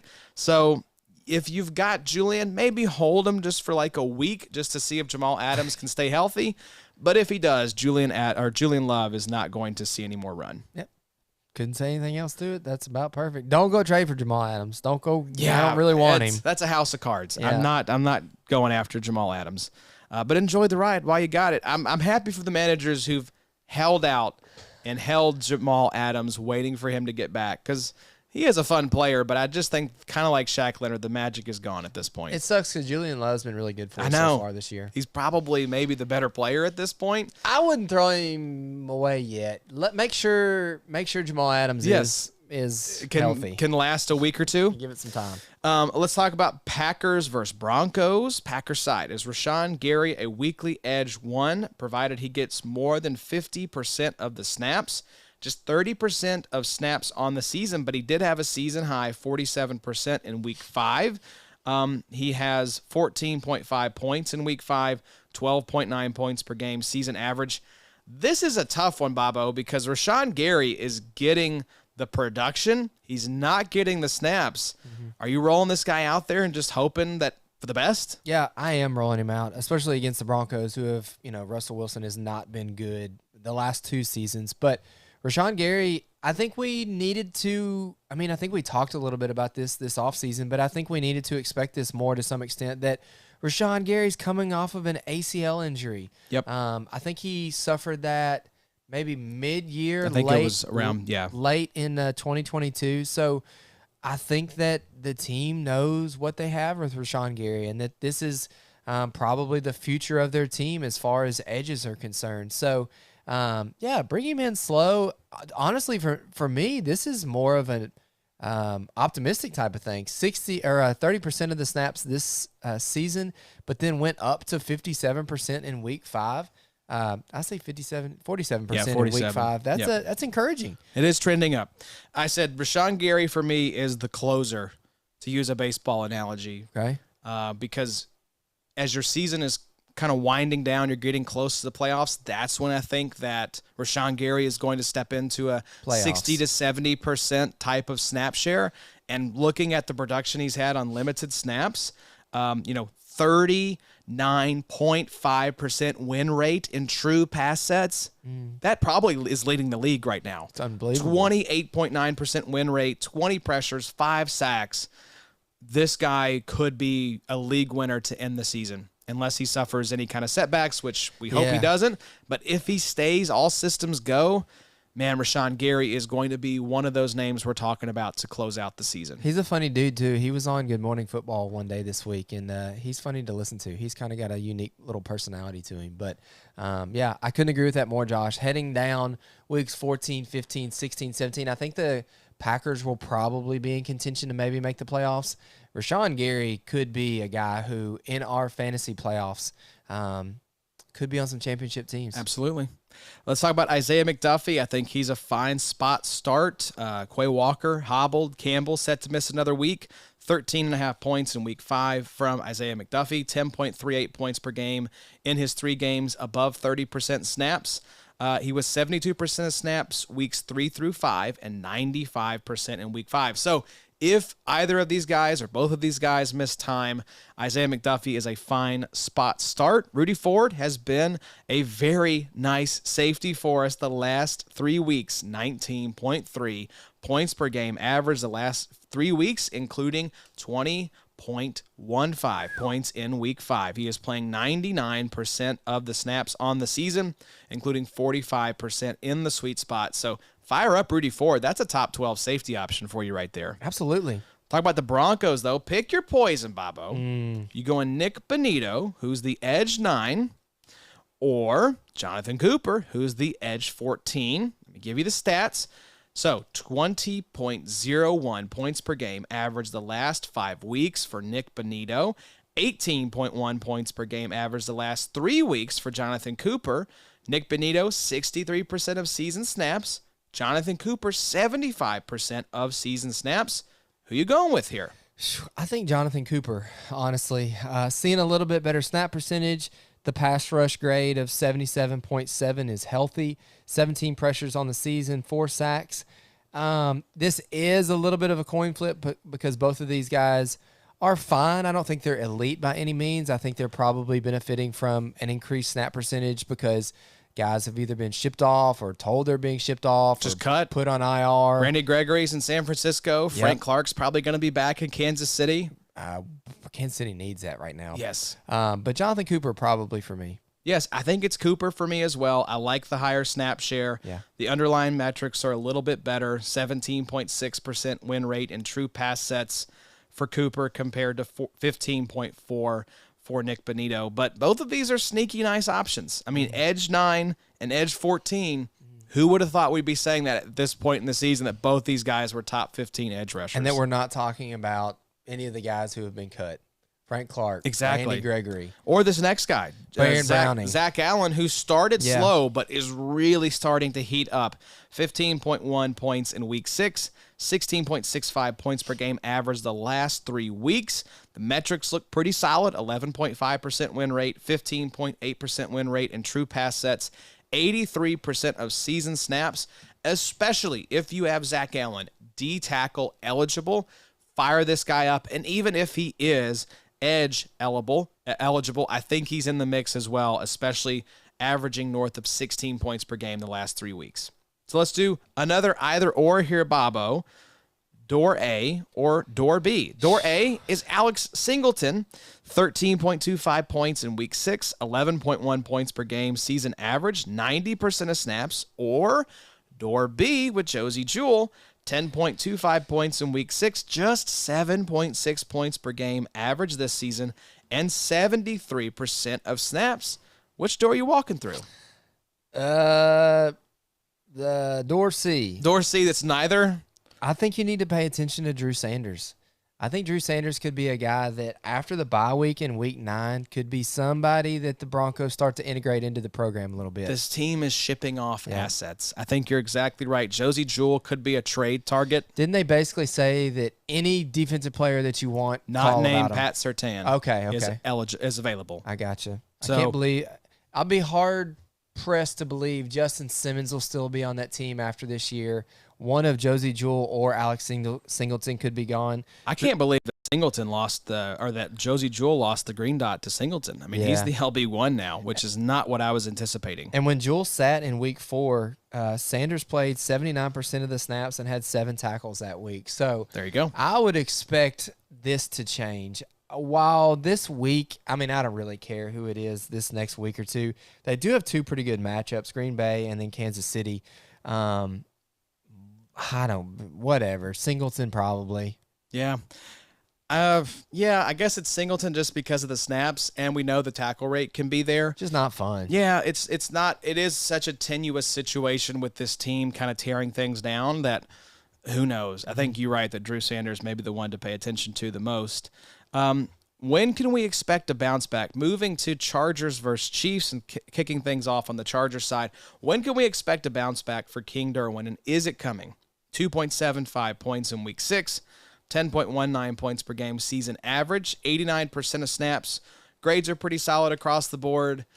I mean, I don't think you're ever not starting Derwin James. You drafted this guy to start him every week, so I mean, if you want to scoop up some of these hotter options like a Rudy Ford and play that game, I'm never not starting Derwin James. That's where I'll come down on that. Yeah. It is a weird year. Yep. 6 tackles in week 1, 11 in week 2 is great. Maybe Derwin's just not really healthy right now. Could be. They've already had their bye week. I don't know what to make of the Chargers. That team is really weird right now. Justin Herbert, did he throw a pick to end that game last week? That was a bad pick. Yes, he did to Stephon Gilmore. I don't know. I don't know what to make of Derwin. We always say sell defensive backs except for Derwin. Derwin's always the one that's like, don't sell Derwin unless somebody gives you something crazy. Maybe it's time for that something crazy. I don't know that Derwin's just a guy that is going to turn it around right now. That team is just so bizarre. I don't know. I don't know what your take is. I don't really have a firm take. I can be talked on or off of the ledge at this point. Yeah, I mean, you're just riding with Derwin. Yeah. Until proven otherwise, because the safeties, it's so up and down. I mean, yeah, Derwin hasn't had the sort of like big boom games, but 100% of the snaps in week 6, he had 3 tackles. yeah, What are we doing, Derwin? I don't know. Who's getting the tackles? Well, it's weird in front of him too with Kenneth Murray, Yeah. seemingly the LB1 for the Chargers now. Yeah. Kenneth Murray, kind of asserting himself there. Eric Kendricks taking a back seat. 98% of snaps on the season for Kenneth Murray and 83% for Eric Kendricks. But I'm also with you. I'm really surprised we haven't seen any Dayon Henley at this point. I know. What are we doing, Staley? And you look at it, 16.3% missed tackle rate for Kenneth Murray, 5% missed tackle rate for Eric Kendricks. You brought Eric Kendricks in. We thought Kenneth Murray was dead and buried, but dude's been good this season. He 13.75 points in week 6, 14.5% or 14.5 point per game average this season, 98% of snaps. I think you just ride the Kenneth Murray train until the wheels fall off. I guess so. They're going to fall off. Yeah, they're going to fall off. That car is going to burst into flames. Sure. So Khalil Mack this week, I think, is a debatable option if you've got him. He is edge 3 still because of that. With the most enormous asterisk by that. With that 80-point output in whatever week that was, week 4. That might finish him as an edge 1 by itself, just from that 1 week. He has 48.05 points per game average weeks 4 and 6, with 5.92 points per game average weeks 1 through 3. Yeah. The pass rush metrics are very promising, though.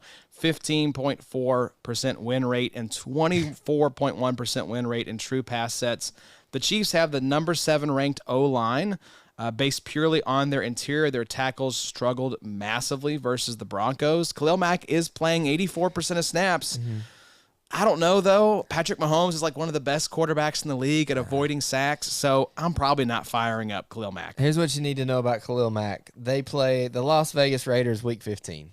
That's all you need to know. Just stash him until then. Khalil, just hang out, buddy, and we'll roll you out then. Yeah. Let's talk Chiefs, the Curious Cage of the Curious Cage. Curious Cage. That sounds like a fun little movie. That does sound like, and it's the monkey, Furious George. So, or Curious George, I guess. So yeah, very, very good tongue twister Arn concocted here for us. The Curious Case of Furious George. 16.1 points in week 6, 9.96 points per game average. The metrics look pretty solid. He's got 27 pressures, 3 sacks, 15.3% win rate, 77% of snaps. He's in that edge 2 category for me. Yeah. I don't think we need to overthink that too much. As a rookie, he's been great. Yes. Well, this is what, his second year? Sorry. Yes, second year. Second year. He's been one of the best second-year edges. Probably the second best second-year edge behind Aiden Hutchinson. Don't disagree with that at all. So there's probably someone I'm forgetting and someone's yelling at. I mean, their TV Kayvon right now. is up there, who's been pretty decent as well. It's him, Kayvon, and Aiden. I probably want to start Furious George over Kayvon right now. Wow. Week to week, at least. Wow. You know, everything's hate it. matchup specific, but I think Karlaftis has been pretty solid They this need season. some help here in Kansas City with the Frank pass Clark rush. coming in could help. Yeah. So Trent McDuffie may have the favorable role, but L'Jarius Sneed has still been producing. Trent McDuffie, 10.19 points per game average, 73% sweet spot usage for Trent McDuffie, just 11% for L'Jarius Sneed. But the points per game average, the exact same. Yeah. 10.19 points per game.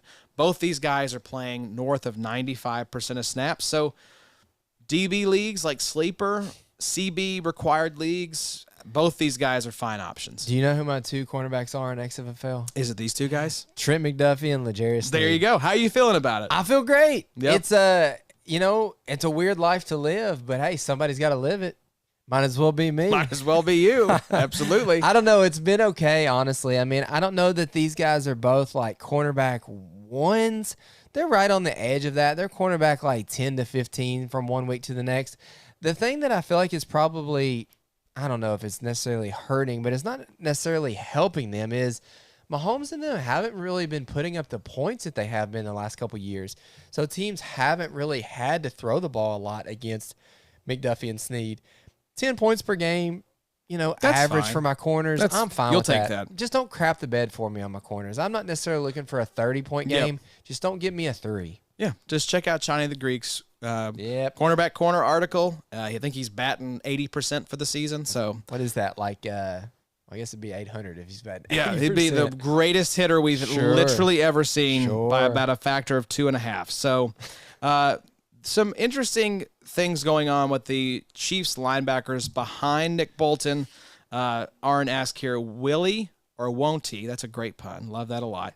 Can we start Willie Gay with Spags in charge? The answer is no. I've got Willie Gay, and I am not starting Willie Gay because 64% of snaps on the season. Yes, he had 14 points in week 6, but just 7.2% or 7.2 points per game. Season average. Drew Tranquil, 14 points week 6. No. Leo Chenal, no. You fire up Nick Bolton, you're not touching the rest of these guys because there's just too much variance game to game.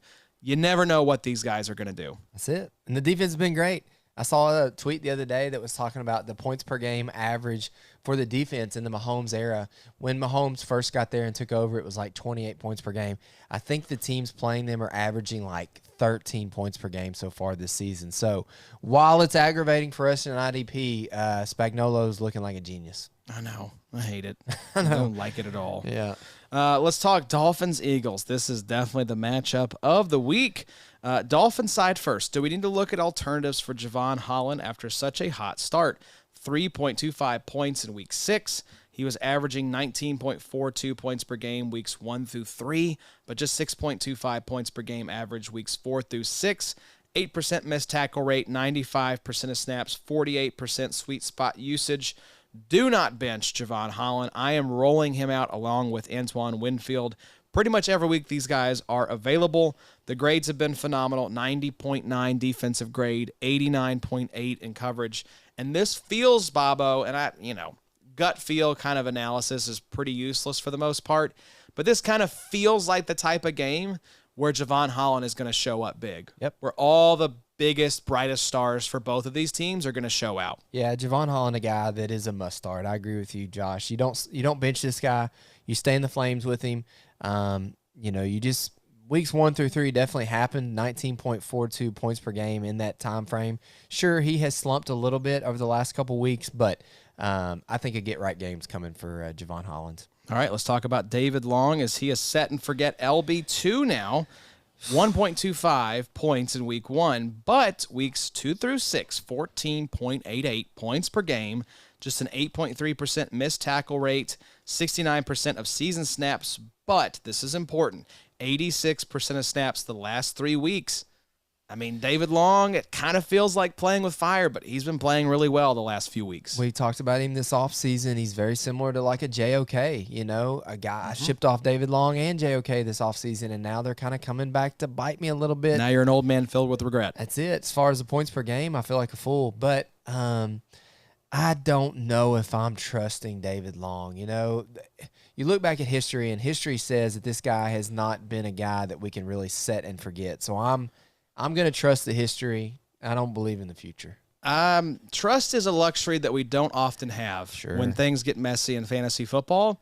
So I'm going to start David Long if I've got him just because of what he's shown. And, if I get burned and have to pivot next week, that's what we'll do. Gotcha. Do I trust him? No, because I don't trust the Dolphins. I don't trust Vic Fangio with the Van Ginkel, Jalen Phillips kind of weirdness.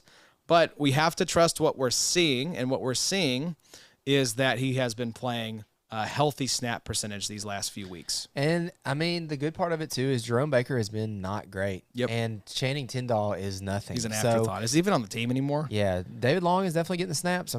He's going to be out there to produce. So let's talk about the edge rushers. Both guys balled out in week number 6. I think is this one of those games though, Bobo, where you are firing up Dolphins edge rushers against Jalen Hurts? That offensive line is really good. How healthy is Jalen Phillips right now? I don't know. That oblique injury scares me. That's the thing that kind of that does it for me also. I think, man, you don't really want to say bench both of these guys, but, man, Jalen Hurts is just so slippery. There was a play last week. I don't even know who Philly played, but it was either a defensive back or a linebacker that got up on Jalen Hurts, and he was almost like laterally running while stiff-arming a linebacker and holding onto the ball and ended up throwing and I believe completing a pass.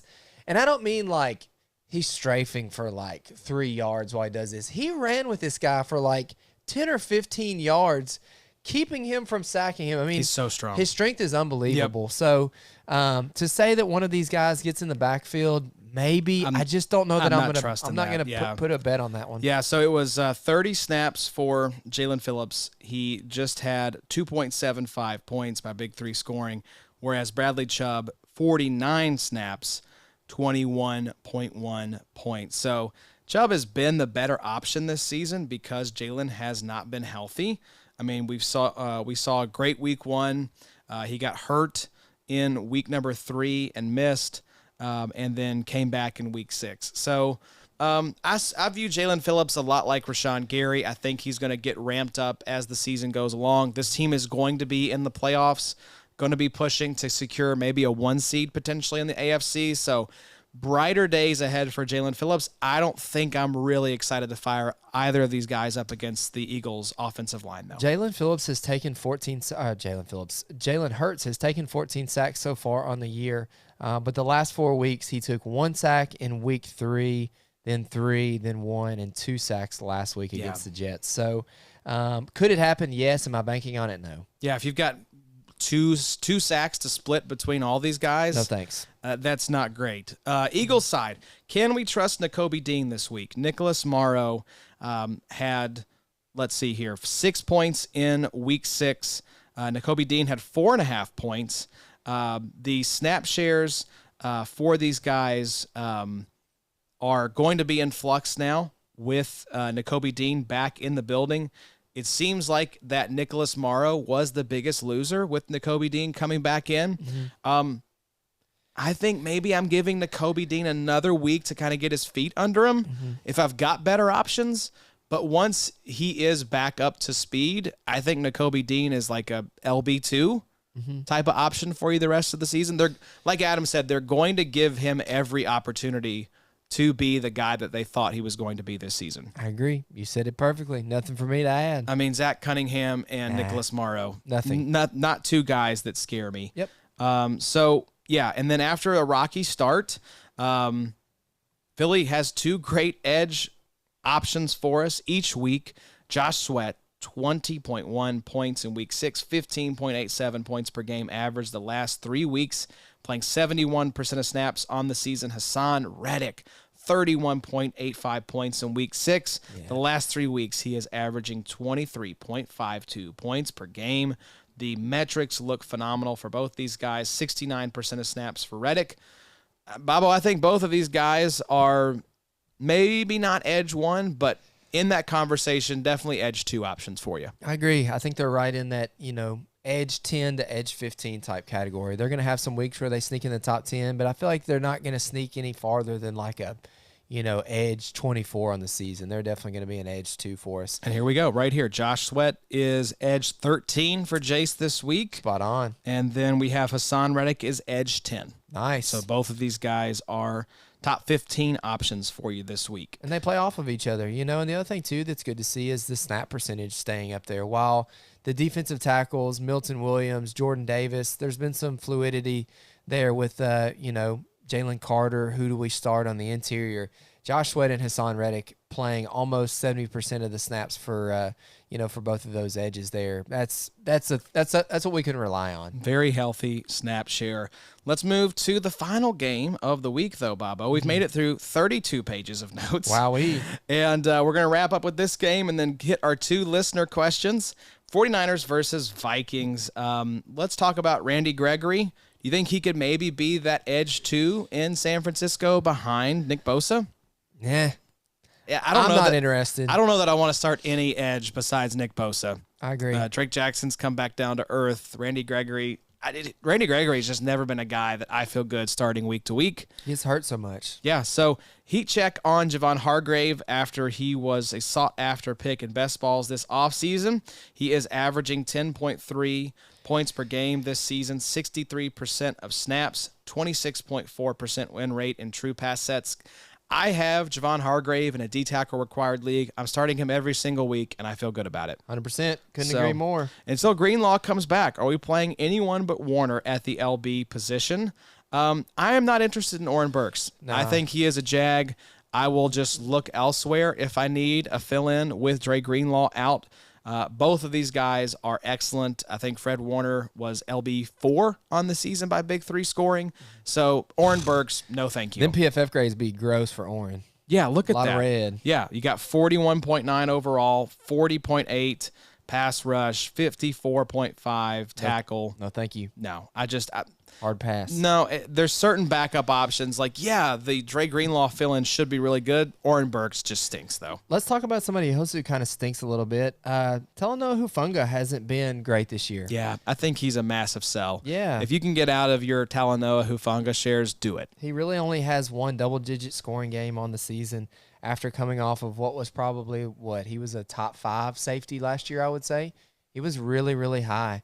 And I was kind of always wondering whether that was a D'Amico Ryans thing or not. And, maybe that has some play to it. But, yeah, Hufanga has been non-existent to some extent. I think Jason was talking with the other Markham, Nate Markham, on the rankings episode of the After Show a couple weeks ago, and said that Talanoa Hufanga's tackle rate is like 4.5%. Wow. Or something. Like he said, even if you doubled that, Yeah. we're still not Still bad. really feeling great about that. Yeah. So, yeah, Hufanga is a major sell if you can get anything for him at this point. What do we think about the Vikings safeties, though? Do we have 3 startable safeties, none of which are named Lewis Singh? Josh Metellus, 87% of season snaps, 94% sweet spot usage, 13.67 points per game average, including 30.5 points in week 6. Cam Bynum, 100% of snaps, 49% sweet spot usage, 13.92 points per game. And then Harrison Smith, 99% of season snaps, 64% sweet spot usage, 14.29 points per game average. I'd feel fine starting all 3 of those guys. Yeah. I think I remember talking to Macri about this a couple weeks ago, but I think that the Vikings are just playing a lot of dime this season, and that's hurting Ivan Pace to some extent because Jordan Hicks has been really good for the Vikings our this year. last point here, Jordan Hicks has been phenomenal this season. We got to give this dude his credit. 34.1 points in week 6, 15.47 season average, 98% of snaps, 80.3 overall defensive grade. Yeah. Now, I disagree with what Aaron says about RIP Ivan Pace because I'm not sure that at some point this season that with the Vikings situation and them not winning and Kirk Cousins and now Justin Jefferson going to IR and they've already shipped off Dalvin Cook, I'm not sure that a soft little rebuild hasn't begun for the Vikings. So maybe, I don't know what Jordan Hicks' contract looks like. I don't know if they could ship him off, but maybe we see Ivan Pace kind of nudged into a more prominent LB1 role there just to see what we have. His snaps have been declining, though. They've been bad. Yeah, 46. This is the number of snaps. 46 week 1, and I'm just going to read it through. 61, then 41, 37, 38, and 12. Yeah. I don't know if he got banged up this week or this past week against Chicago, but Ivan Pace is trending in the wrong direction, whereas Jordan Hicks, I mean, we'll see, but they may just want to ride with the reliable veteran there in the middle. And I think it's exactly like we started off here that we're seeing a lot of DBs not come off the field. Metellus, 87% of the snaps. Cam Bynum, 100% of the snaps. Harrison Smith, 99% of the snaps. I mean, you're just playing a lot of defensive backs, and that's kind of good and bad. It's bad for Ivan Pace, but it's good for guys like Cam Bynum and Josh Metellus. I just picked up Metellus in a couple leagues, and I'm going to feel fairly confident starting a guy like that. Yep. They're just not leaving the field. Yeah, Marcus Davenport to IR. Is it Wanham season? No. It is never Wanham season. This dude stinks. If you want to stay in the flames, good luck. You're going to burn to death. Yes, sir. Let's talk about some listener questions, Bobo, and we're going to kick things off with Zach, who asks, who do you like rest of season? Tackle heavy league, Caden Ellis, Damone Clark, or Blake Cashman? Rest of season. Caden Ellis, Damone Clark, Blake Cashman. That's a tough question. I'm going to say, just because of recency bias, give me Blake Cashman. Denzel Perryman, for whatever reason, since he's come back from being banged up, has not really been seeing the snaps. He was a healthy scratch. I don't think Henry 2020 is playing very well right now. And then also Christian Harris is just not a guy that we can rely on. So Blake Cashman has maybe found a home there in Texas. Oh, man, that's a gross thing to say, but give me Blake Cashman. I think I'm going to go Damone Clark just because Okay. of the lack of ambiguity. But Caden Ellis is the number 3 for me. I would put Cashman number 2. What is the deal with Derwin James and Kyle Hamilton this past week? I know Hamilton got ejected, but still, yeah, this is just the nature of the safety position, Zach. I'm going to continue to fire up both these guys. Yep. And if you have better options, like if you've got, some of these guys we've talked about throughout the episode, like a Rudy Ford or a Josh Metellus, and you want to start these guys, I don't blame you. I'm just not going to sit Kyle Hamilton and Derwin James down. Yeah, go to Adam's ranks on the IDPshow.com. You look at some of these safeties. You look at Derwin James. You look at Kyle Hamilton, Jalen Petre, Antoine Winfield, Brian Branch, Javon Holland, Daxton Hill, Chauncey Gardner-Johnson, who's not playing right now, but, Jaquan Brisker, Minkah Fitzpatrick. A lot of these guys that were top 10 for Adam, you start those guys. Regardless of what they've been doing for you recently, you just don't you don't want to look up and see Kyle Hamilton's 3-sack game on your bench. No. That's how I do it. If you want to sit these guys down and roll with some of these hotter options, that is a fine strategy as well. Yeah. But I'm just not going to panic and give up on these highly talented guys that are playing a lot of snaps. Also, too, make a decision yourself. If there's a matchup that you like, or if there's a situation that you like, some defensive backs who have a little pass rush upside going against a guy like Sam Howell, or you're playing a team that, this defense is going to be on the field a lot, like Chicago. If you're going up against an offense that's about to put up a lot of points, and that defense is going to be having to defend against the pass a lot, there's a lot to be said for doing a little bit of your own research. I mean, we'll try to get you straight and get you set in the right direction, but every once in a while you just get a feel for a guy, and you want to, mark a little mini flag and, go for it. That's what fantasy football is about, man. Yeah, and it's roster construction too. Again, if you're needing stability or you're wanting to swing for upside, that's what guys like Derwin James and Kyle Hamilton give you. Yep. Is that 30 to 40 point upside. So let's talk about Bam's question. This is a fun one. How do you break ties between positions, like starting a safety over an LB? I need to start 2 between these guys: Jason Pinnock, Rudy Ford, Zach Cunningham, Nate Landman. The scoring is what I would point to as the tiebreaker here. 2 point per solo tackle, half a point for an assist. It is big play because it's 6 points for an INT, a fumble, and a sack, 3 for a TFL, 2.5 for a PD, 0.5 for a QB hit. Personally, even setting aside scoring, I am always going to start linebackers over safeties. That's just the stability that you get, especially with Zach Cunningham and Nate Landman being above 75, 80% of snaps. I'm always going to roll with those guys. What were the first 2 guys that he said? Rudy Ford is really good, though. Okay. If you wanted to sneak in a Rudy Ford. You're right, but I'm going Pinnock and Rudy Ford. Are you? Pinnock Wow. has been really good. I just think that we can see probably some regression coming for Landman, and then who else did you say? Caden Ellis? No, it was Zach Cunningham. Yeah, Zach Cunningham's about to take a big step back with Nakobe Dean being healthy. Here's what I will say. Jason Pinnock has had some big blow-up weeks. He had a 23.75 point output in week 2 and 35.2 in week 5.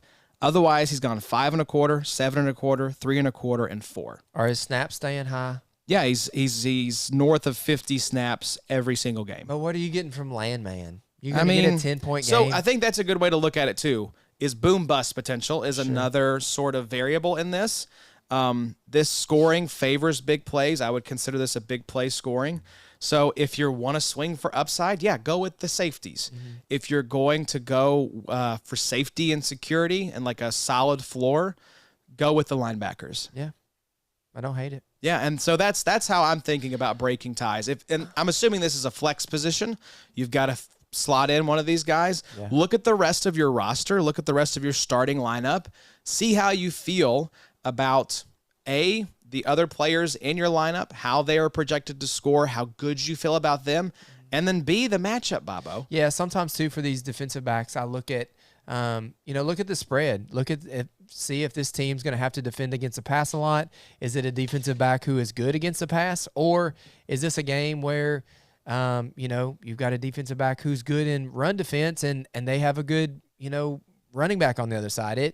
it's all team dependent as far as fantasy is concerned, but then it's also really a separate entity where you have to kind of look at the actual NFL game as well, the game script. What does that look like? So good questions. I mean, that's going to be interesting to see how that plays out. As a general rule of thumb, I will always roll linebacker over DB, but there are nuances that you need to consider. Yep. And are you projected to be a 30-point underdog? Well, maybe you need to shoot for the moon.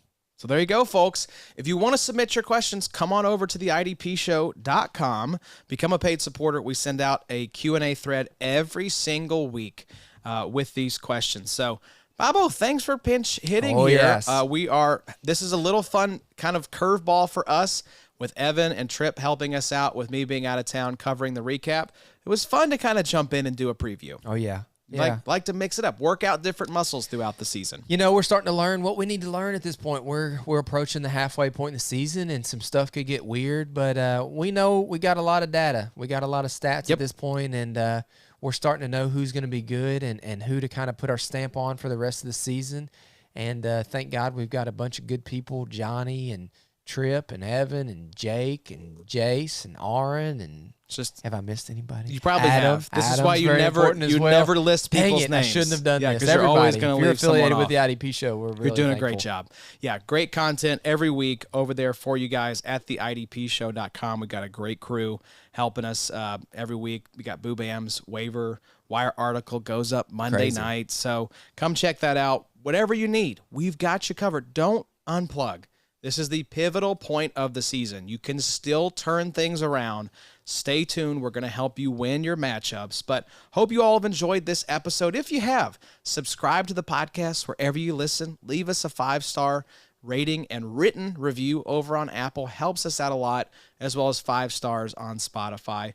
And subscribe to the YouTube channel as well, youtube.com/@theIDPshow. Not only do you have the IDP show, the IDP after show, we have the IDP trade show, which is a live stream. Next episode is scheduled for next Thursday, October 26th. It's going to be Jace and Adam breaking down all of your trades. So send us those trades. We'll send out a Q&A thread on the website. Send us your trades, and then we'll have another episode of IDP Bets coming up soon over on the YouTube. So we got all the bases covered, Bobo. That's what we're here for. So we will see you all again Monday for the Week 7 recap. But for Bobo, I am Josh. We will see y'all soon. Y'all take care. It's the